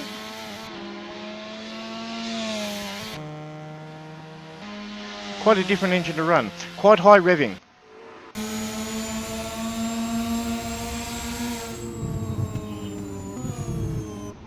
Quite a powerful engine for its size. Certainly moved the Mazda along at quite a good rate. And also managed to keep the weight of the car itself down, which is why it was able to compete up the front quite a fair bit.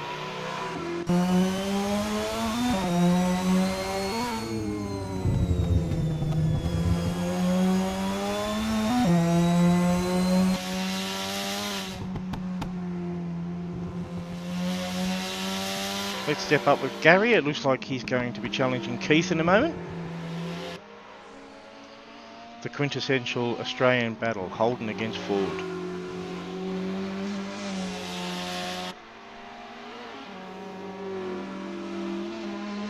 We might stick with this battle for a moment and see how it goes, see if it can develop into something exciting. Certainly between positions 5 and 4.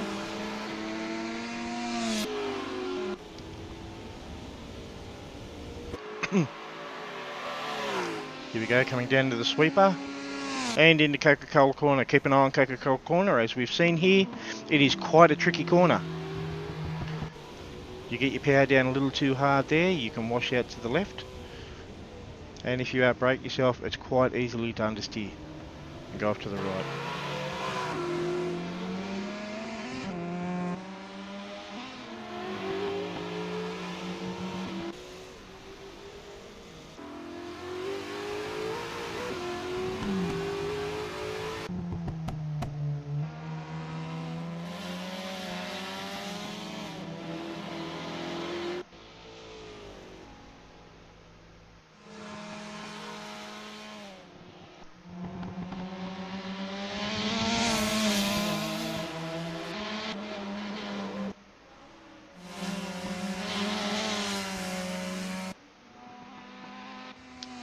Bill Cosmo's in the pits.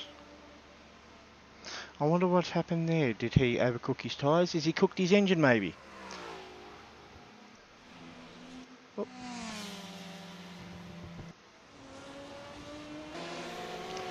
Okay, let's step up the front here and see what might be going on up here. Mr. Scaluna here seems like he may have just overtaken another car. It looks like Michael Haggerty might have had a drive-through.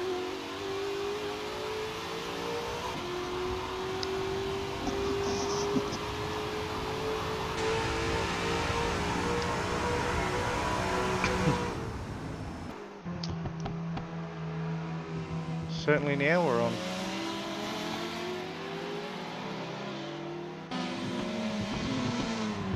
Our 18th lap. Let's go back down here, see what Gary and Keith are doing. Once again, the quintessential Australian battle. The GM product, Holden. Holden for Australia.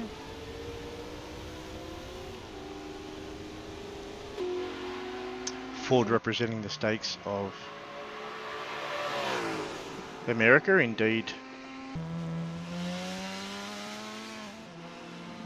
Motor City in Detroit. Interesting fact, Detroit being a motor town. Oh, here we go, a bit of hip and shoulder, bit of biff and barge, and Gary's gone through on Keith. He's moved himself up into 4th. I doubt Keith's going to be happy with that move. He's going to try and keep in contact.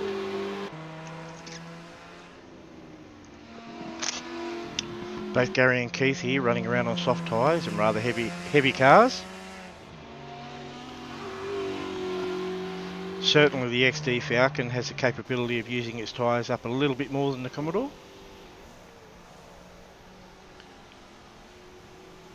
Hello Mr. Burns77 for asking questions there, thank you very much.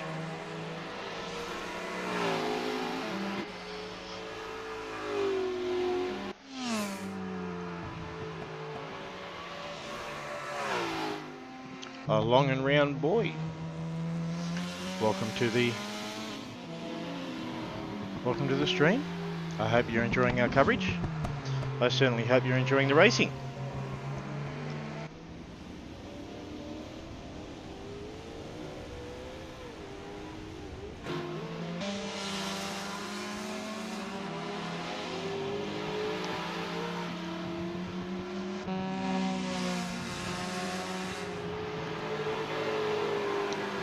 Mr. Keith Strintos and Gary Postolino is certainly making this race interesting. It's unfortunate the Mazdas have had little issues because they can be quite exciting cars to watch.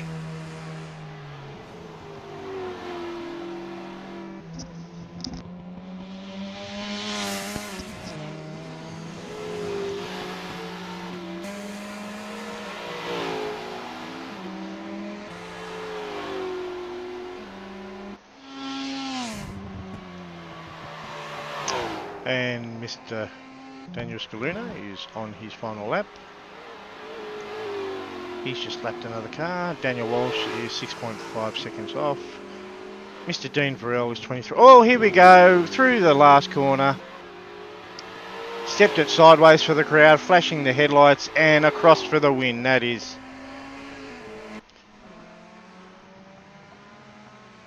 race 2, run and 1 for Mr. Daniel Scaluna. I wonder whether or not Keith has been able to put one back on Gary. It does not seem so. It looks like this. Oh! Is Gary pushing a little too hard here, trying to hold on? Let's see, we're going through the dogleg here and then we'll be coming up into Recaro corner.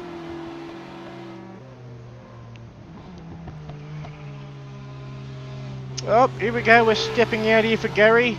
Getting the power down nice and hard. And we're across for 4th and 5th. There we go. And there we got Jason Brown coming across in 6th. Mr. Cooper Shipley coming across in 7th. Corbin Brown. William Bullock. And Alex Fazzari will be rounding out how 10. Wow, what an exciting race 2 that's been. I certainly wonder what race 3 is going to show. Okay, thank you very much for watching race 2. We're going to take a small break here while we get our drivers prepped for race 3.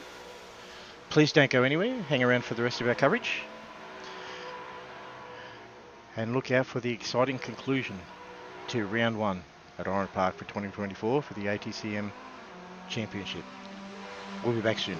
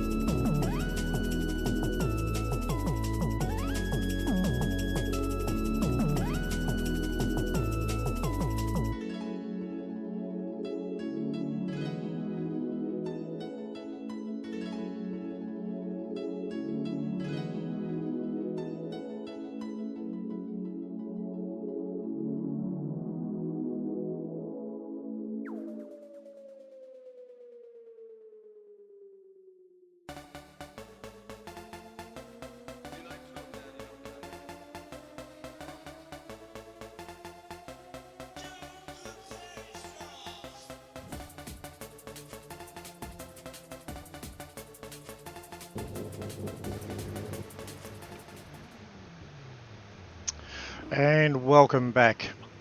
We're counting down to the 30-second mark now, going into race 3. Race 3 is going to be a 44-lap race with a mandatory pit stop. So let's see what the guys can do here. We're going to be starting out again on a 90% grip track. The ambient temperature is 25 degrees, the track's temperature is 34 degrees. And we've got a northerly wind coming out of the south at 9 kilometres an hour. Now, here we go. The lights are up. We're ready to go. Mr. Daniel Scalino is in first spot. Daniel Walsh is in second. Let's see how they make it to turn 1 now. And can we make it through turn 2 in one piece?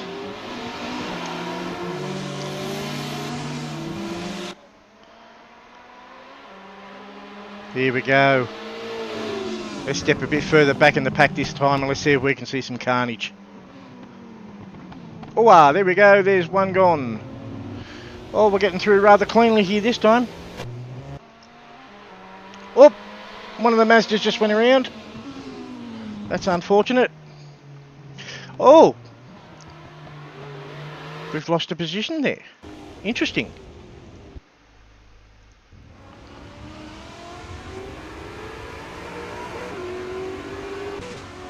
Mr. Scaluna here is slipped back down to 4th. Daniel Walsh here has gone up into 1st.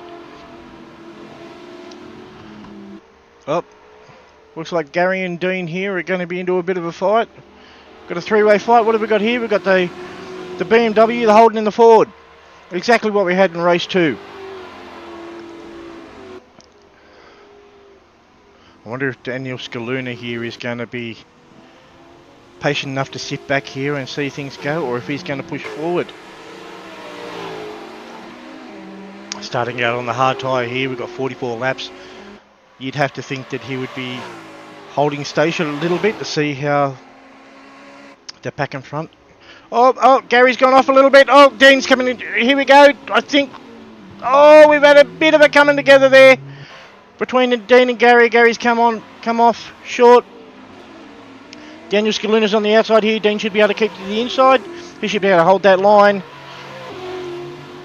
Here we go, coming up over the bridge. Oh, here we go. He's still got the inside line. No, Daniel's managed to make it around the outside. Wonder what he's got going on under that car there, under that bonnet. He's certainly got a very strong car, that's for certain. But still, Daniel Walsh has certainly cleared out here. Oh, I think he's getting a little bit excited, a little bit keen on that accelerator. And he started out on the soft tyre. Obviously, he's hoping to use that soft tyre to his advantage to be able to lay down some quick times and get a gap before he comes in for a pit stop. Welcome, Arctic Polar Wolf. Better late than never. You've certainly missed out on 2 exciting races so far, but as it's turning out, race 3 is showing to be something quite special. And Dean, I wonder what's happened here to Daniel. He's fallen quite off, and he's fallen behind Tony DeLuca in the Mazda. No, in the Commodore, I beg your pardon. Getting a little bit excited there. The change in the bonnet. Maybe I'm hoping for a Mazda. Get a Mazda up front, get it fighting. The power to weight ratio. The light front end. The way you can get in and out of a corner.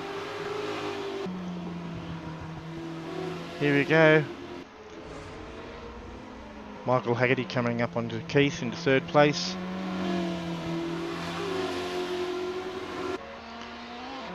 Soft tyre on the Mazda against a hard tyre on the Falcon. Has to be said, the lightness of the Mazda and the power to weight ratio and the stickiness of that tyre is going to help him get the drive and the braking performance into the corner. Although I have to say, Keith is getting quite good braking performance, braking quite deep. He's able to put that car up. I wonder how he's got the balance of that car set up. Daniel Scaluna's already buying into this battle. Here we go. Michael Haggerty's going to try for this. Is he going to do it? He's under Keith. Can he hold this line? No, he couldn't. Oh, no, he couldn't. Keith was able to outbrake him. Now, a hard tyre up against a soft tyre like that, it is quite surprising that the hard tyre came out in front.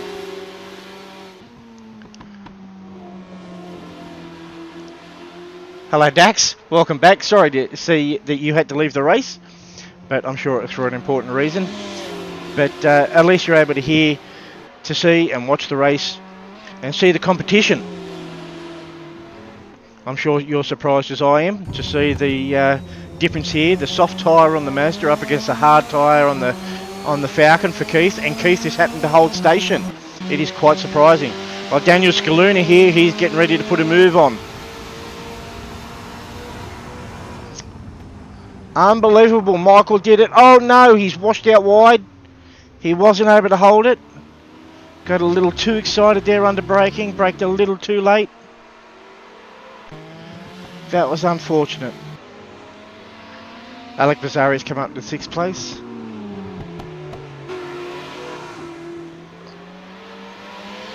Well, Dax, looking after the kids certainly is a priority, and this is certainly something now you can share with them.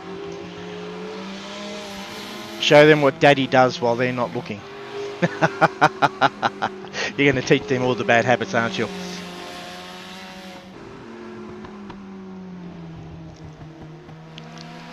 G'day Ross, how are you? I hope you're watching, enjoying your evening. Pity not to have you on track at the moment. But I can only imagine the trouble you'd be causing. Here we go, we've got Keith and Gary at it again. Gary's gotten in front of Keith. I wonder if he's going to keep it this time.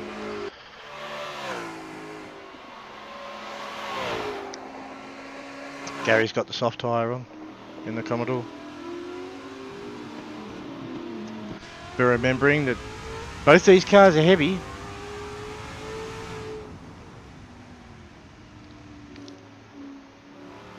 Yes, he does seem to have it too easy. Although at the moment he seems to be having a trouble. He seems to be going up and down. He's not getting everything his own way in this race 3.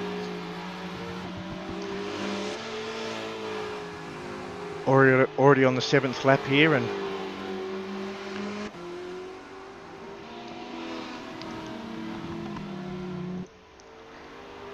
here's Daniel. He's 7 seconds off. 2nd position. He's on the hard tyre.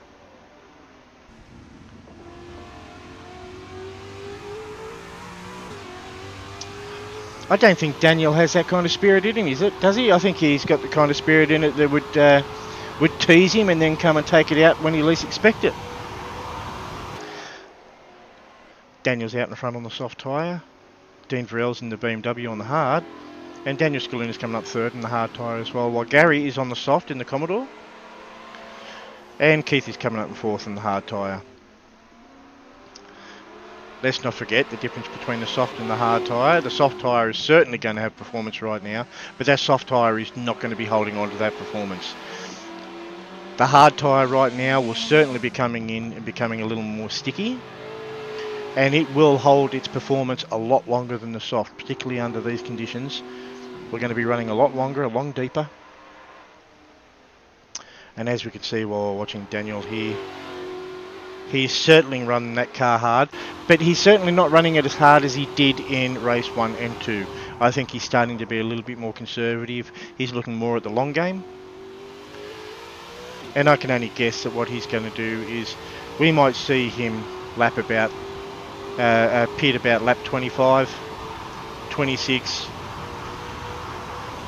If he can take it easy on the hard tyres, and then he'll switch over to the softs, and we might see a nice dominant run to the finish.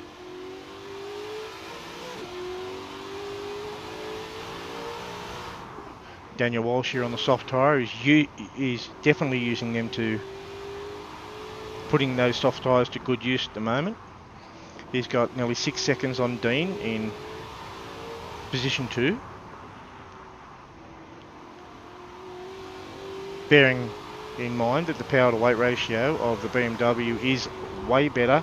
If the power to weight ratio on the Commodore is better than the Falcon, it is certainly far better in the BMW. Far better balance on the front end. straight six. It's a 4-litre 6-cylinder in the Falcon.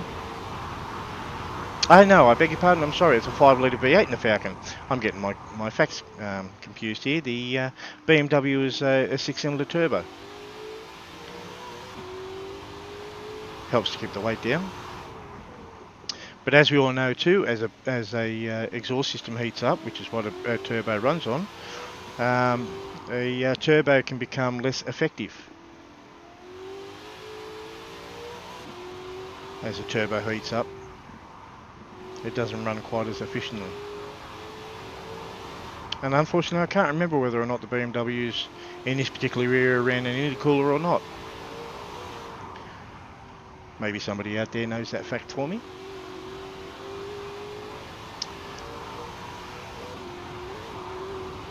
Let's go back down here to Michael Haggerty. He seems to be really hassling the back of Alex Vasari here.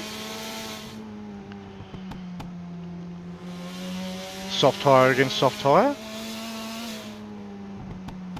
But the Falcon certainly has a very, very heavy front end.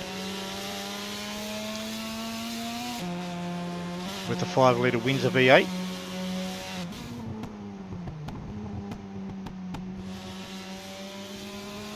With the Mazda RX-7 running the Japanese-inspired rotary engine.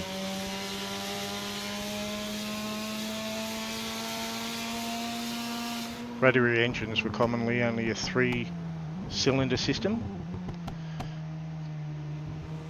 but it was the way in which the engine worked that allowed them to have such good power delivery.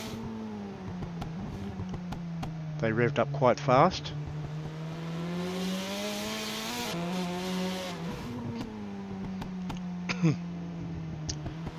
Able to put their power down quite well, whereas the Commodore and the Falcon took a little bit longer to deliver their power. And while the BMW 6-cylinder turbo was certainly good on its power, the turbo always took a minute to spool up. So there was generally a very, very minute but definite delay in the top end power delivery of the BMW. But the Mazda RX-7 was certainly the highest revving of all the racing cars on the track in this period.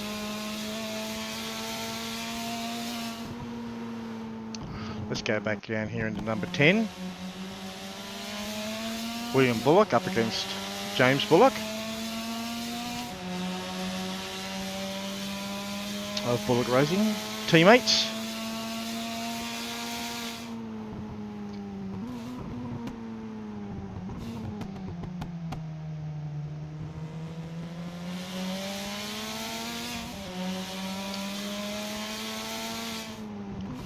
So it looks like he's chasing down Cooper Shipley, who is 5 seconds up the road. Let's go back up here. We'll look at Keith and the Falcon. He's ranging up on the Mazda of Michael Haggerty and the Falcon of Alex Vasari. If this keeps going the way it's going, we're going to have a 3-way battle. Looks like the Mazda there was bodying him out a little bit coming into Recaro Corner. Recaro Corner certainly had one line through it and had quite a bump on the inside that if you didn't ride that quite right... Oh! Alex Vasari has outbraked himself going into Coca-Cola Corner.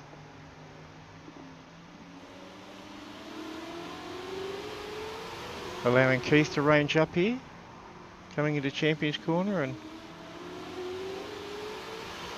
coming over the Yokohama Bridge.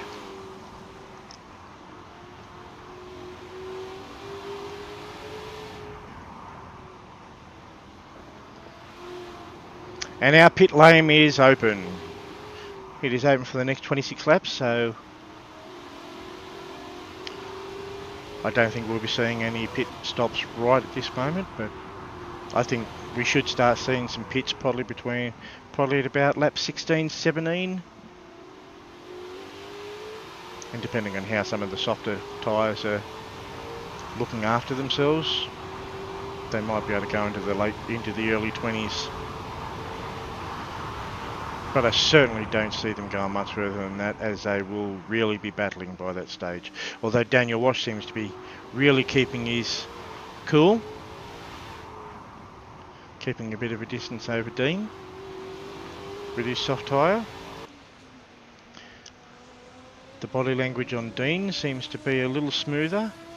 The hard tyres are certainly holding in there. And they will certainly be back up into their operating range now, so putting that power down won't be as hard as what it was at the start of the race.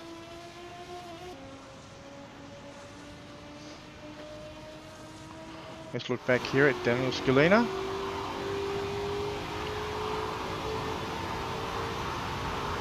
The 107.5 was his last lap.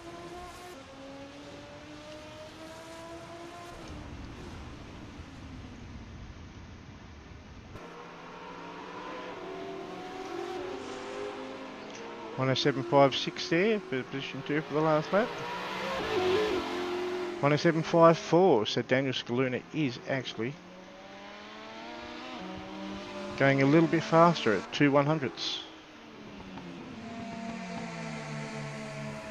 2/100ths of a second. Calculate that if you can. It's certainly not a great gap.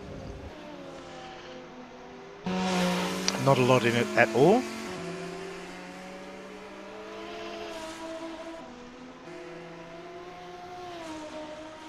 But most certainly showing signs that Daniel is not letting this one go without a fight. Right now he's probably just nursing that car, trying not to use his tyres up too early. As you can see, Daniel Walsh, Dean is closing in. That gap has gone from 5.5 seconds down to 4.3. I think Dean can see that time coming down. He outbraked himself just a little bit. It looks like Daniel was held up by one of the Mazdas. And that's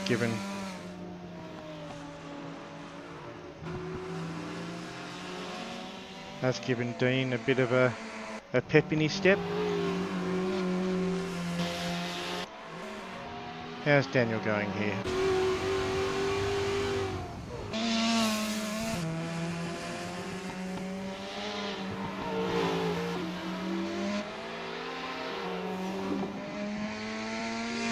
Oh, here we go. Daniel's come in for the pits.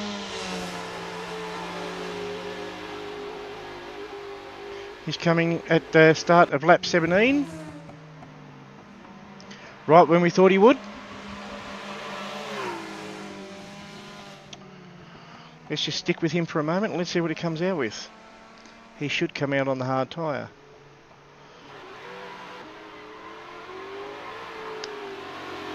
Which he has. Now this is definitely going to be interesting.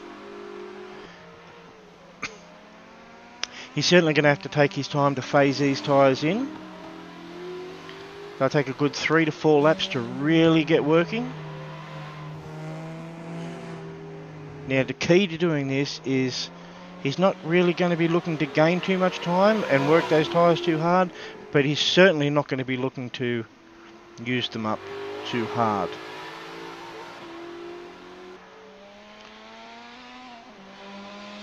He doesn't want to gain time, but he certainly doesn't want to lose it.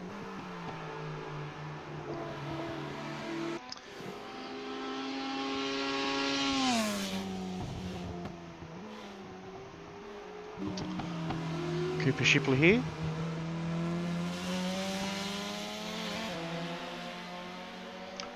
And the BK Commodore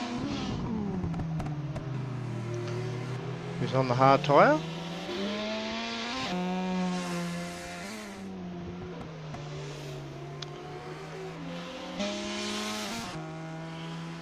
Go back up here to Daniel Walsh and see how we're going here.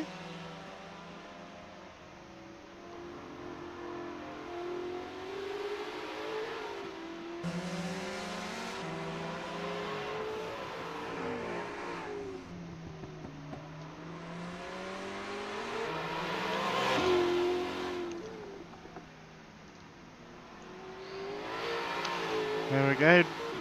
At the moment, Daniel's our first in line with the stop, followed by Alex and Gary. Bill Cosmo is in for his pit stop.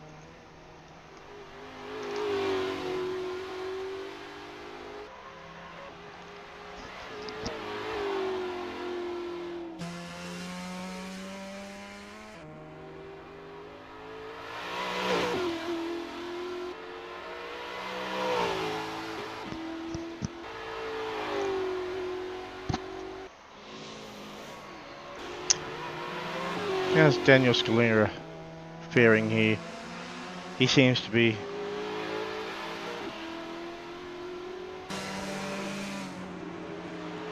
ranging up on Daniel Walsh here. I can't see Daniel putting up too much of a fight. He won't want to use up his hard tyres too early.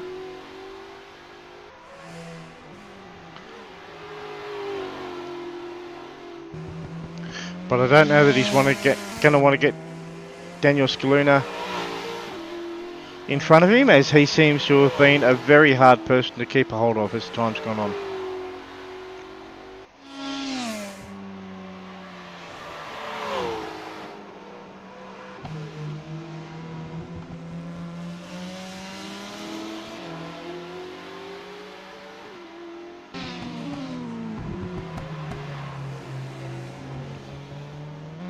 Cooper Shipley down in 10th.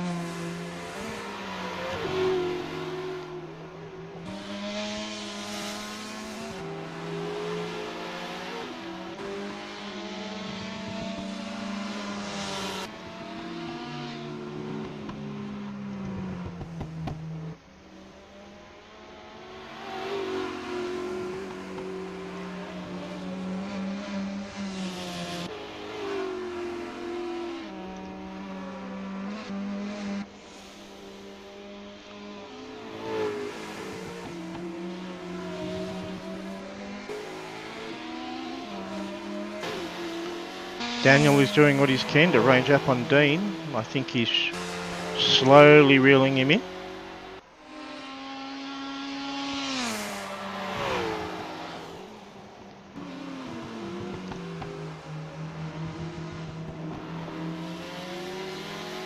We're into our 20th lap here.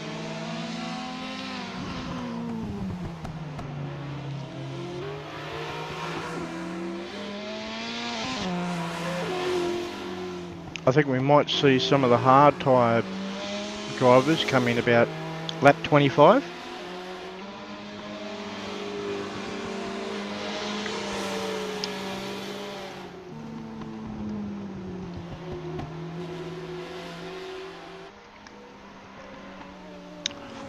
Thank you, Arctic Wolf. We're certainly doing our best here. Incidentally, did everyone know that Oran Park Raceway was first operational in February 1962 until its closure in January 2010 to make way for quite a large housing project out there now, and it seems to be expanding every year. It certainly is, Craig.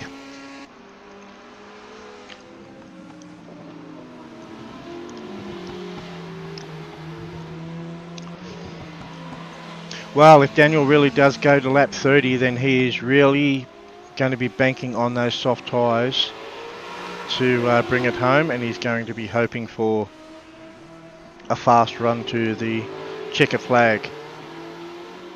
Incidentally, if he's going to be running that deep, you would want to hope that he's taking care of his tyres now, because they're going to be feeling very second hand towards the end of the stint.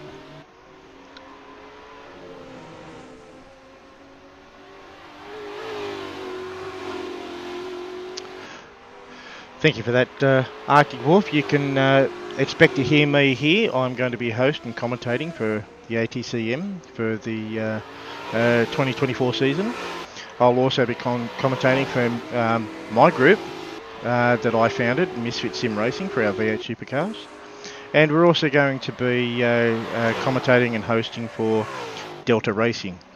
Incidentally, all three of us are partnered in our connections, and we all support Beyond Blue and some other connected mental health organisations. All three of our groups are very heavily into supporting community awareness, open conversation, and are committed to stamping out bullying in all forms. Mental health is a very big problem in this country, particularly around men and males. Unfortunately, there's still a fairly big stigma around what it means to be a man, not only in this country but around the world.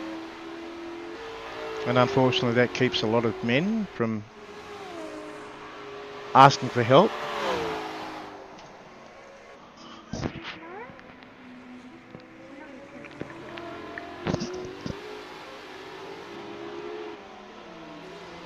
Unfortunately, there is a very large concentration of bad situations, particularly in men between the ages of 30 and 45. Is a great concentration of mental disease. Incidentally, later on in the year we'll be coming up and we will be supporting the Are You OK Day. So when that comes around in September, I would encourage you all to ask your friend, your neighbour, your brother, are you okay? Let's get the conversation going, guys. You never know. The person you help might just be yourself. Now, getting back to our courage, the Mazda of William Bullock has taken his pit stop on lap 25, or into lap 24, sorry.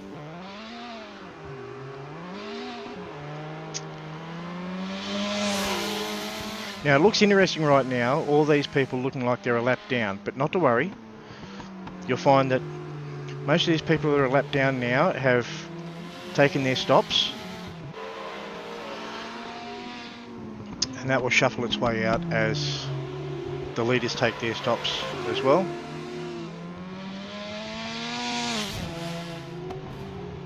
If Dean Brell and Daniel Scaluna seem to, if they're able to keep their pace up, it might make it rather difficult for some of the cars behind them, but nonetheless, I think they'll still be able to stay out in front. And hopefully we'll have an exciting run to the checkered flag.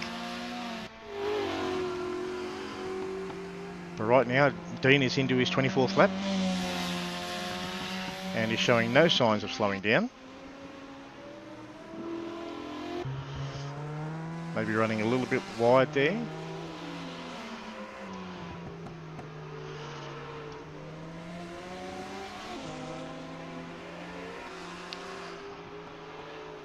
Daniel Scaluna is slowly closing the gap to Dean. Oh, here we go. Bill Cosmo there. Bearing in mind that Bill has already taken his stop. So right at the moment, there is no need for him to battle too hard for these front runners. Safer to step aside and let them go and getting himself caught up into a battle that could deprive him of a good finish.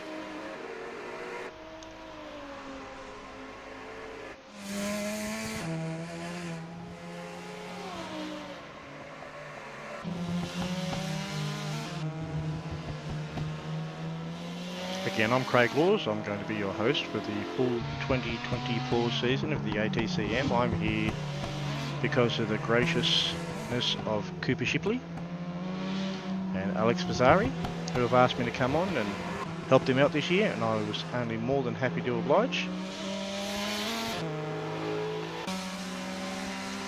I think you'll agree that Even at round one, we're putting on quite a show. The skill level of our drivers is up there and second to none.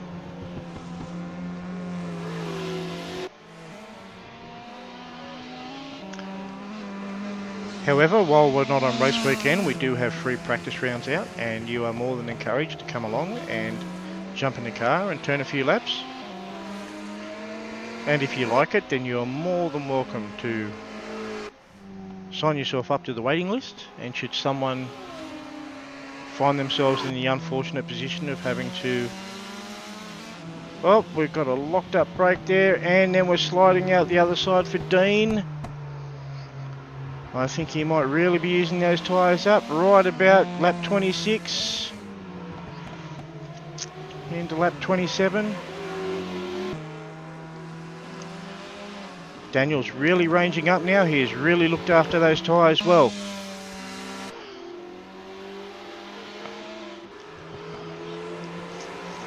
Now, Daniel here looks like he's a long way off at 21 and 22 seconds, but you've got to bear in mind here that Daniel and Dean both have to pit yet, so that time is going to shrink remarkably.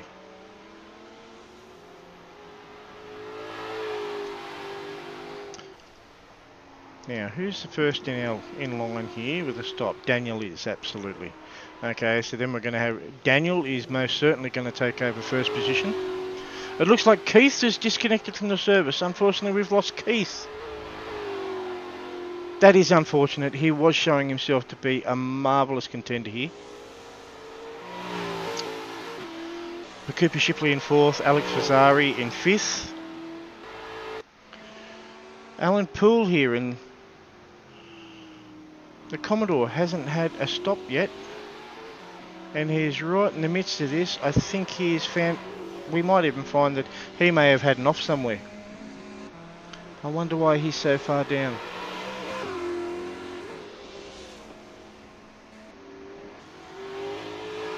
It's quite unfortunate.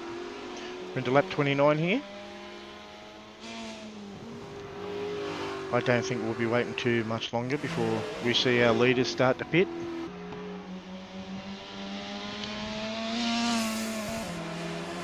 Dean should pit within the next lap or two, I think. He won't want to keep giving too much time away to Daniel here.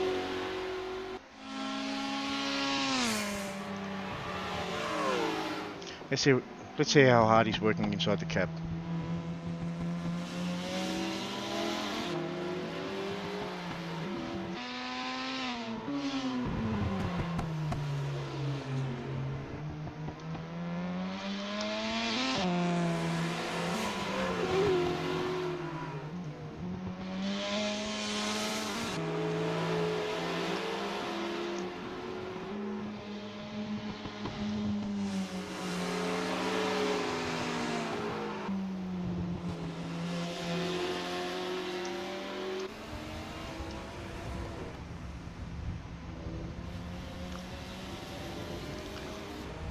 We've got 10 laps to get these pits done.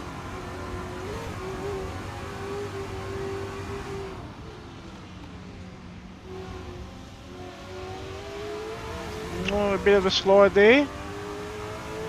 Oh, I thought Dean was coming in then. He held out. I think he tried to fake Daniel out then. Make him think he was coming into the pits. Whoa, there we go, Dean. Oh, can you hold it? Oh, that was unfortunate. Really outbraked himself. I think those tyres have seen better days. Oh. Daniel doing his best here. He's getting the power down and trying his best to keep racing room.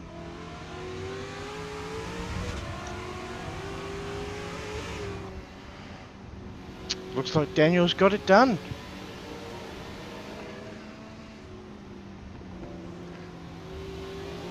I don't know that Dean will hang out for another lap. I think that he might very well be coming in for a pit stop this lap round.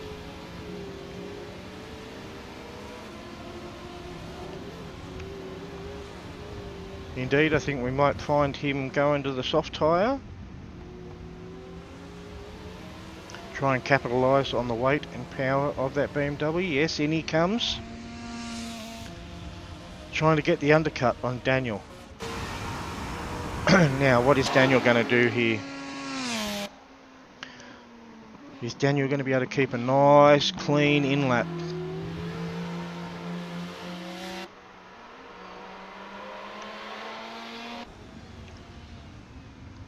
He's sure going to have had an eye on Dean there. He knows what he would have done. There goes Daniel Walsh, advancing himself into position number 2.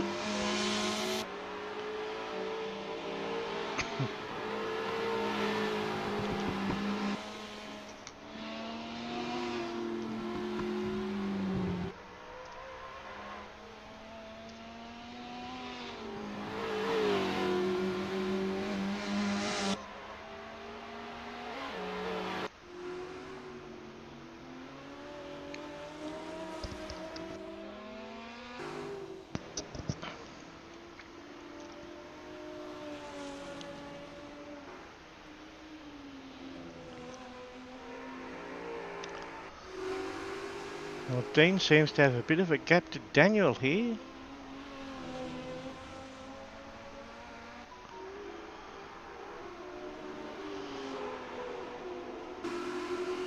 Hasn't got a lot of laps to make that up. Now, I have to say this is quite surprising. Daniel has not come in for his stop yet.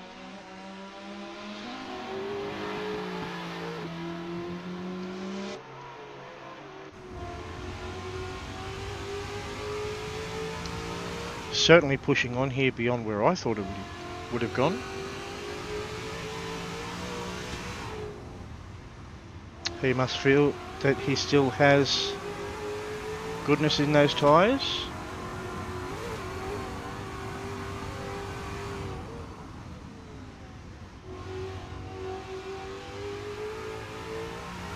Surely he's not going to wait too much longer, as Dean does have those soft tyres on, and they're going to show some advantage.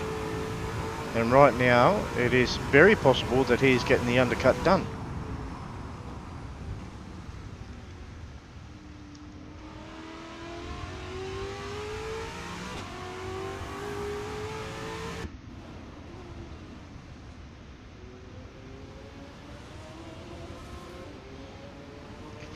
.8 seconds on Daniel now is Dean Burrell. Certainly within striking range.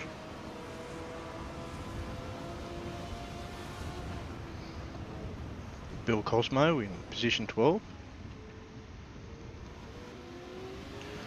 Once again, Bill is one very strong racer, but certainly smart enough to know that this battle is not for him, so he'll step out of the way quite easily. Well done, made that quite easy for Dean.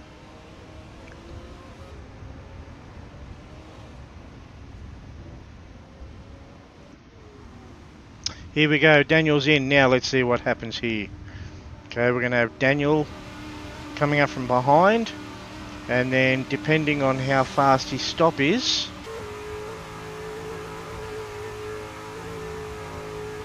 Daniel,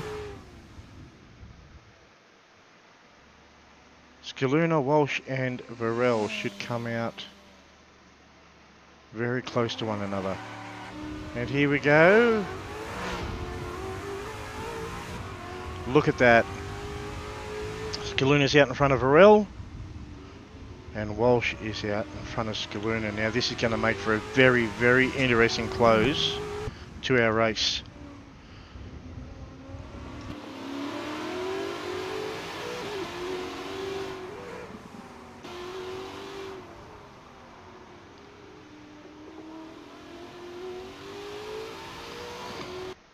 Alex, unfortunately, is in a very, very precarious position here in 4th position.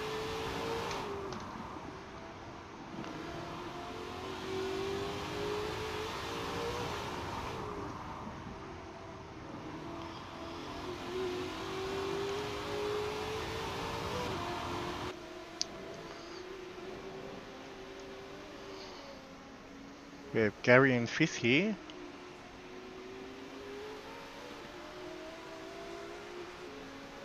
bothering the back of Daniel.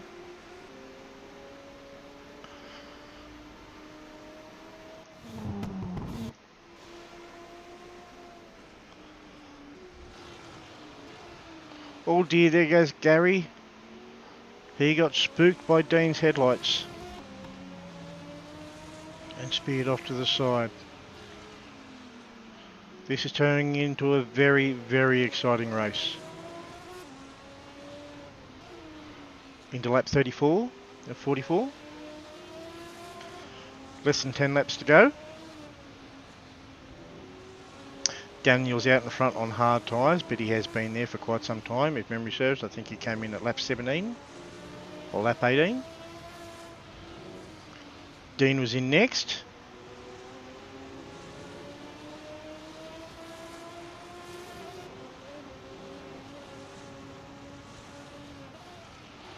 Daniel certainly with the better tyre out of all of them by 5 laps over Dean.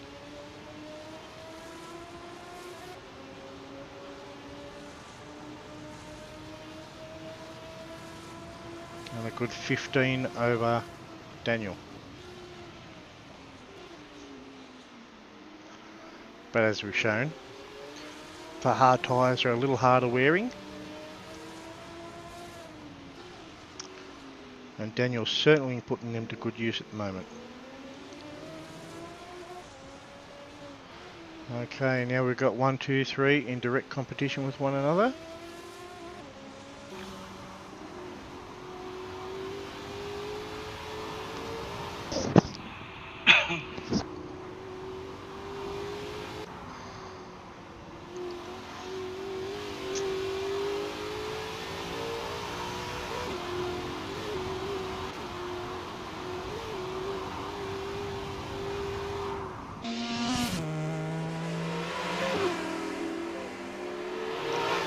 Very good view between our 3 race protagonists.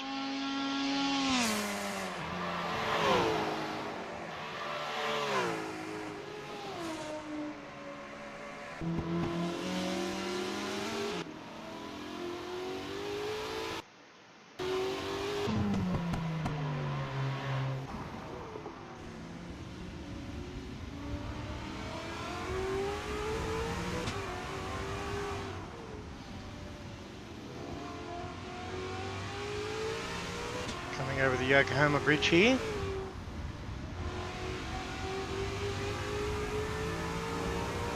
Into Foster's Dip. There you go into Momo's corner. Into the O'Brien aluminium dogleg. And into Recaro corner.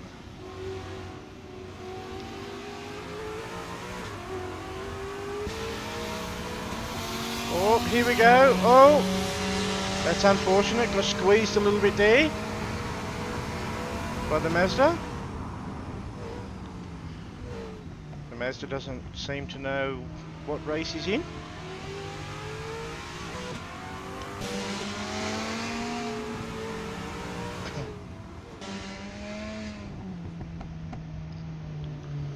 All 3 of them seem to have been able to step through in the end. Dean seemed to lock up just then. Looked like that little hold up there has brought the 3 of them together. It's certainly going to make for an exciting last few laps. Oh! Daniel seems to have run off. Daniel ran off the road. Did he outbrake himself? Has he used those tyres up?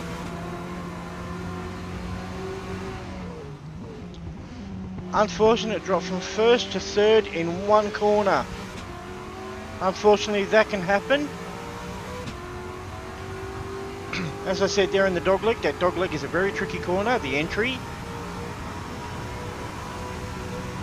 And there's a very severe dip right in the middle of that dogleg.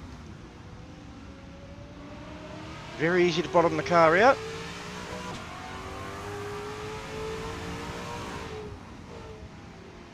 And as the car comes out of that bottoming, it can get light and it can cause the front wheels to lock. helping to carry you wide, and I think that is exactly what's happened to Daniel Walsh there. Unfortunate. That was showing up to be very, very exciting. With Daniel running the hard tyre and Dean and Daniel Scalano running the soft.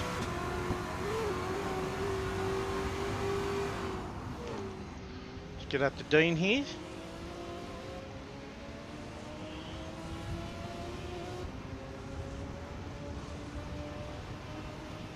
As expected here, Daniel Scaluna here has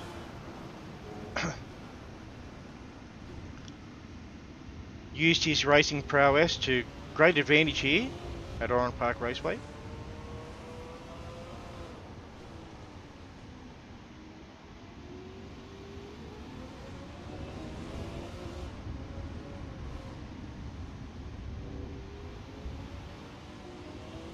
.625 kilometre racetrack.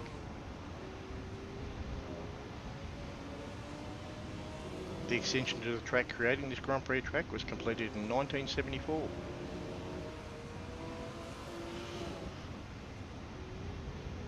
Giving us the exciting Grand Prix track that we've known and loved for all these years through the Australian Touring Car Championship, Australian Touring Car Masters,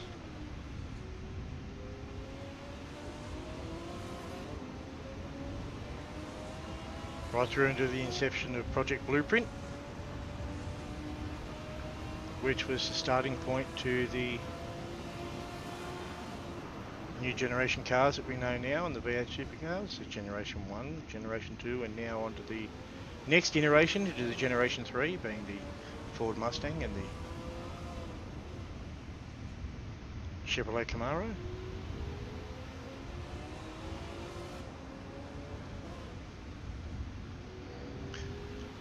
The current iteration of the Chevrolet Camaro that is currently racing in our series, in the V8 Supercar series,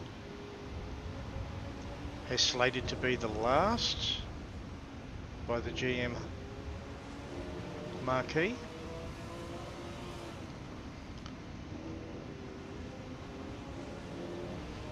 And certainly not the first time that the Chevrolet Camaro as a brand has been retired. I think it has been retired a good 3 times.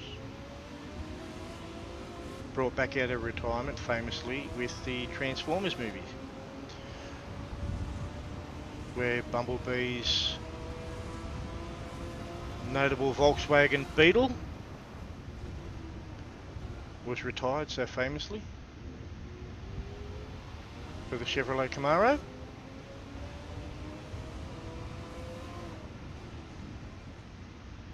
And an earmark to that change-up was made in Transformers 1 when Bumblebee parked so skillfully next to the yellow Beetle.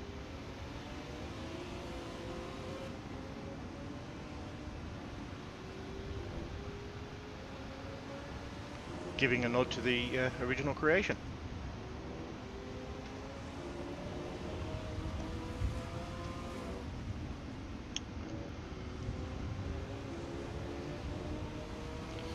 Coming through the dog leg one more time.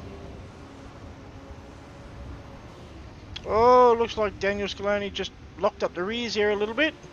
Skated it in.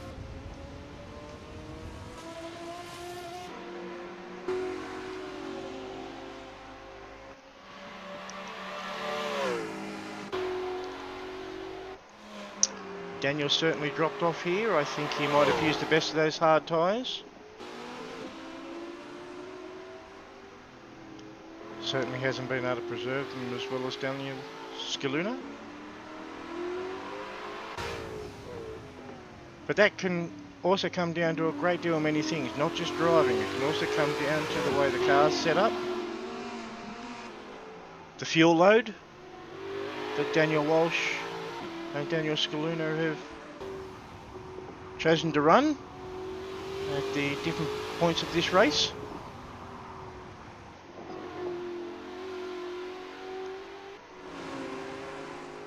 The toe and camber of the tyres can also have a great deal to do with this.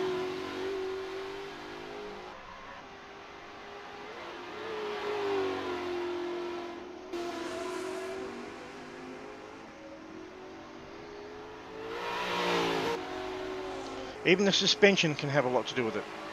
Depending on how hard or soft you run the tyre,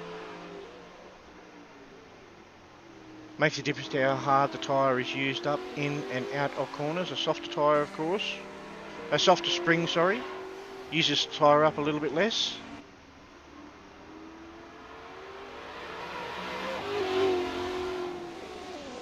But it's not as pointy, so you have to pull the car up a little bit more to get into the corner.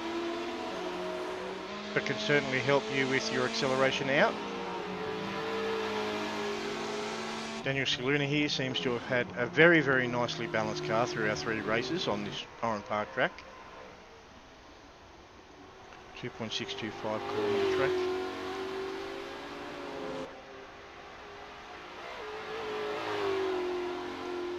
With at least 4 very, very tricky technical parts to the track,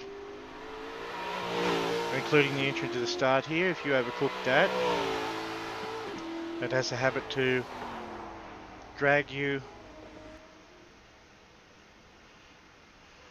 Now Daniel there has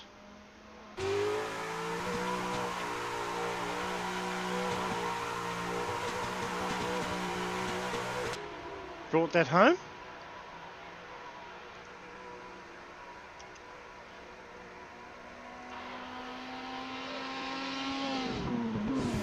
That was a very, very, very good race. Full of quite a lot of surprising changes.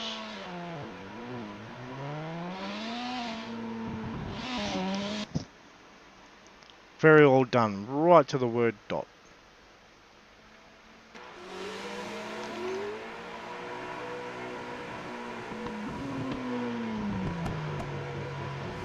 Wonderful, we're doing a couple of well-deserved burnouts here.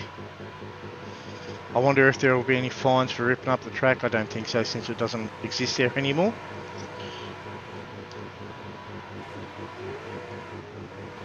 But you never know, they might be burning out in someone's living room right now. Who knows? They might really enjoy the smell of burning rubber.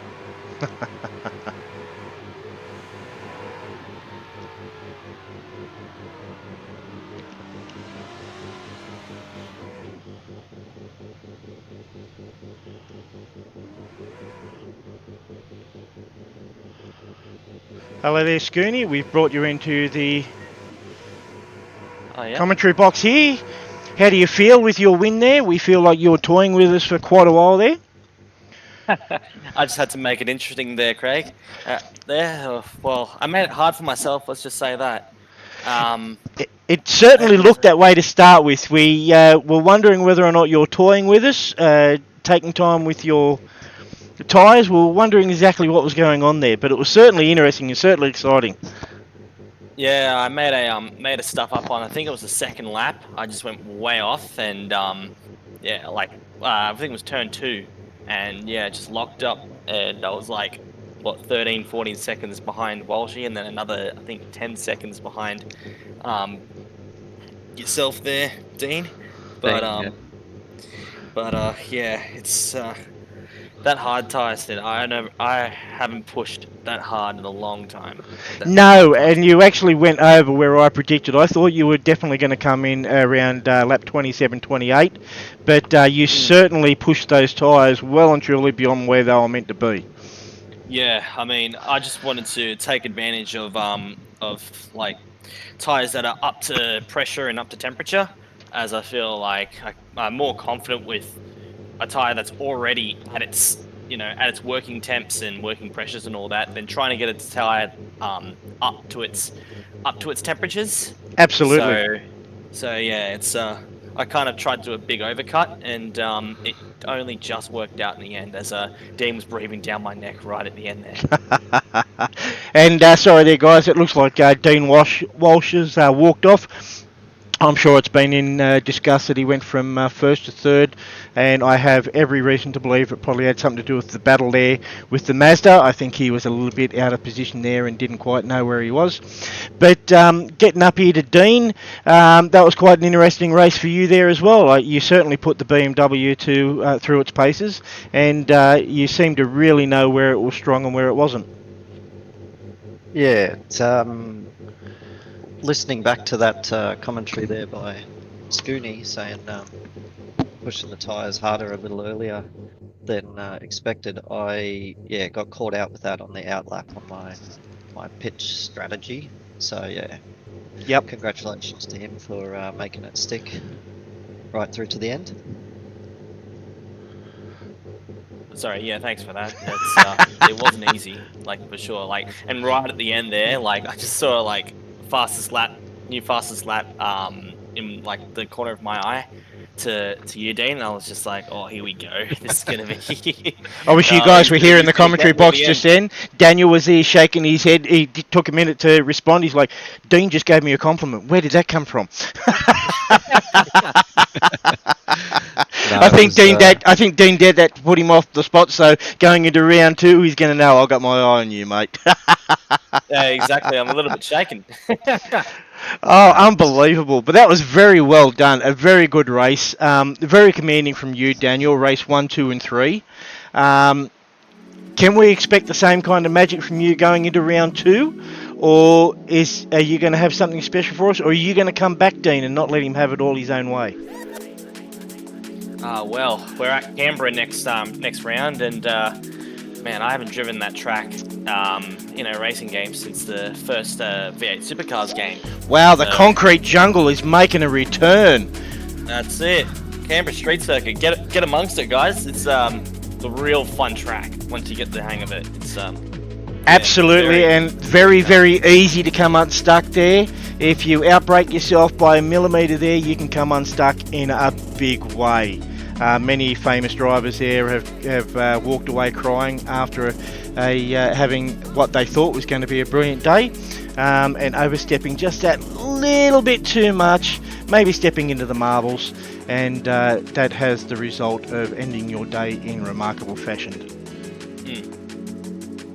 How do you go around that track, Dean? Do you like the Canberra Street Circuit, the concrete jungle as it was known? I'm going to touch wood and say I have a very good soft spot for that track. I like it a lot. It's a driver's track, very much so, isn't it? Yeah, it's going to get interesting with the pack of cars, but hopefully the more the merrier. But yeah, it is a very technical track with a very unforgiving runoff. Absolutely. You certainly don't have the runoff like you did in Coca-Cola Corner there when a couple of the cars got it wrong. They had a little bit of room to bring it back. Unfortunately, on the Canberra track, there is no such thing. Every single corner has a bite to it. It's just got heartache on every corner. Absolutely, doesn't it ever? All right, guys, well, I'm going to leave you be. You've had a very, very long night. You've raced very, very hard. It's been a marvellous joy to watch you race. Been exciting, certainly unpredictable.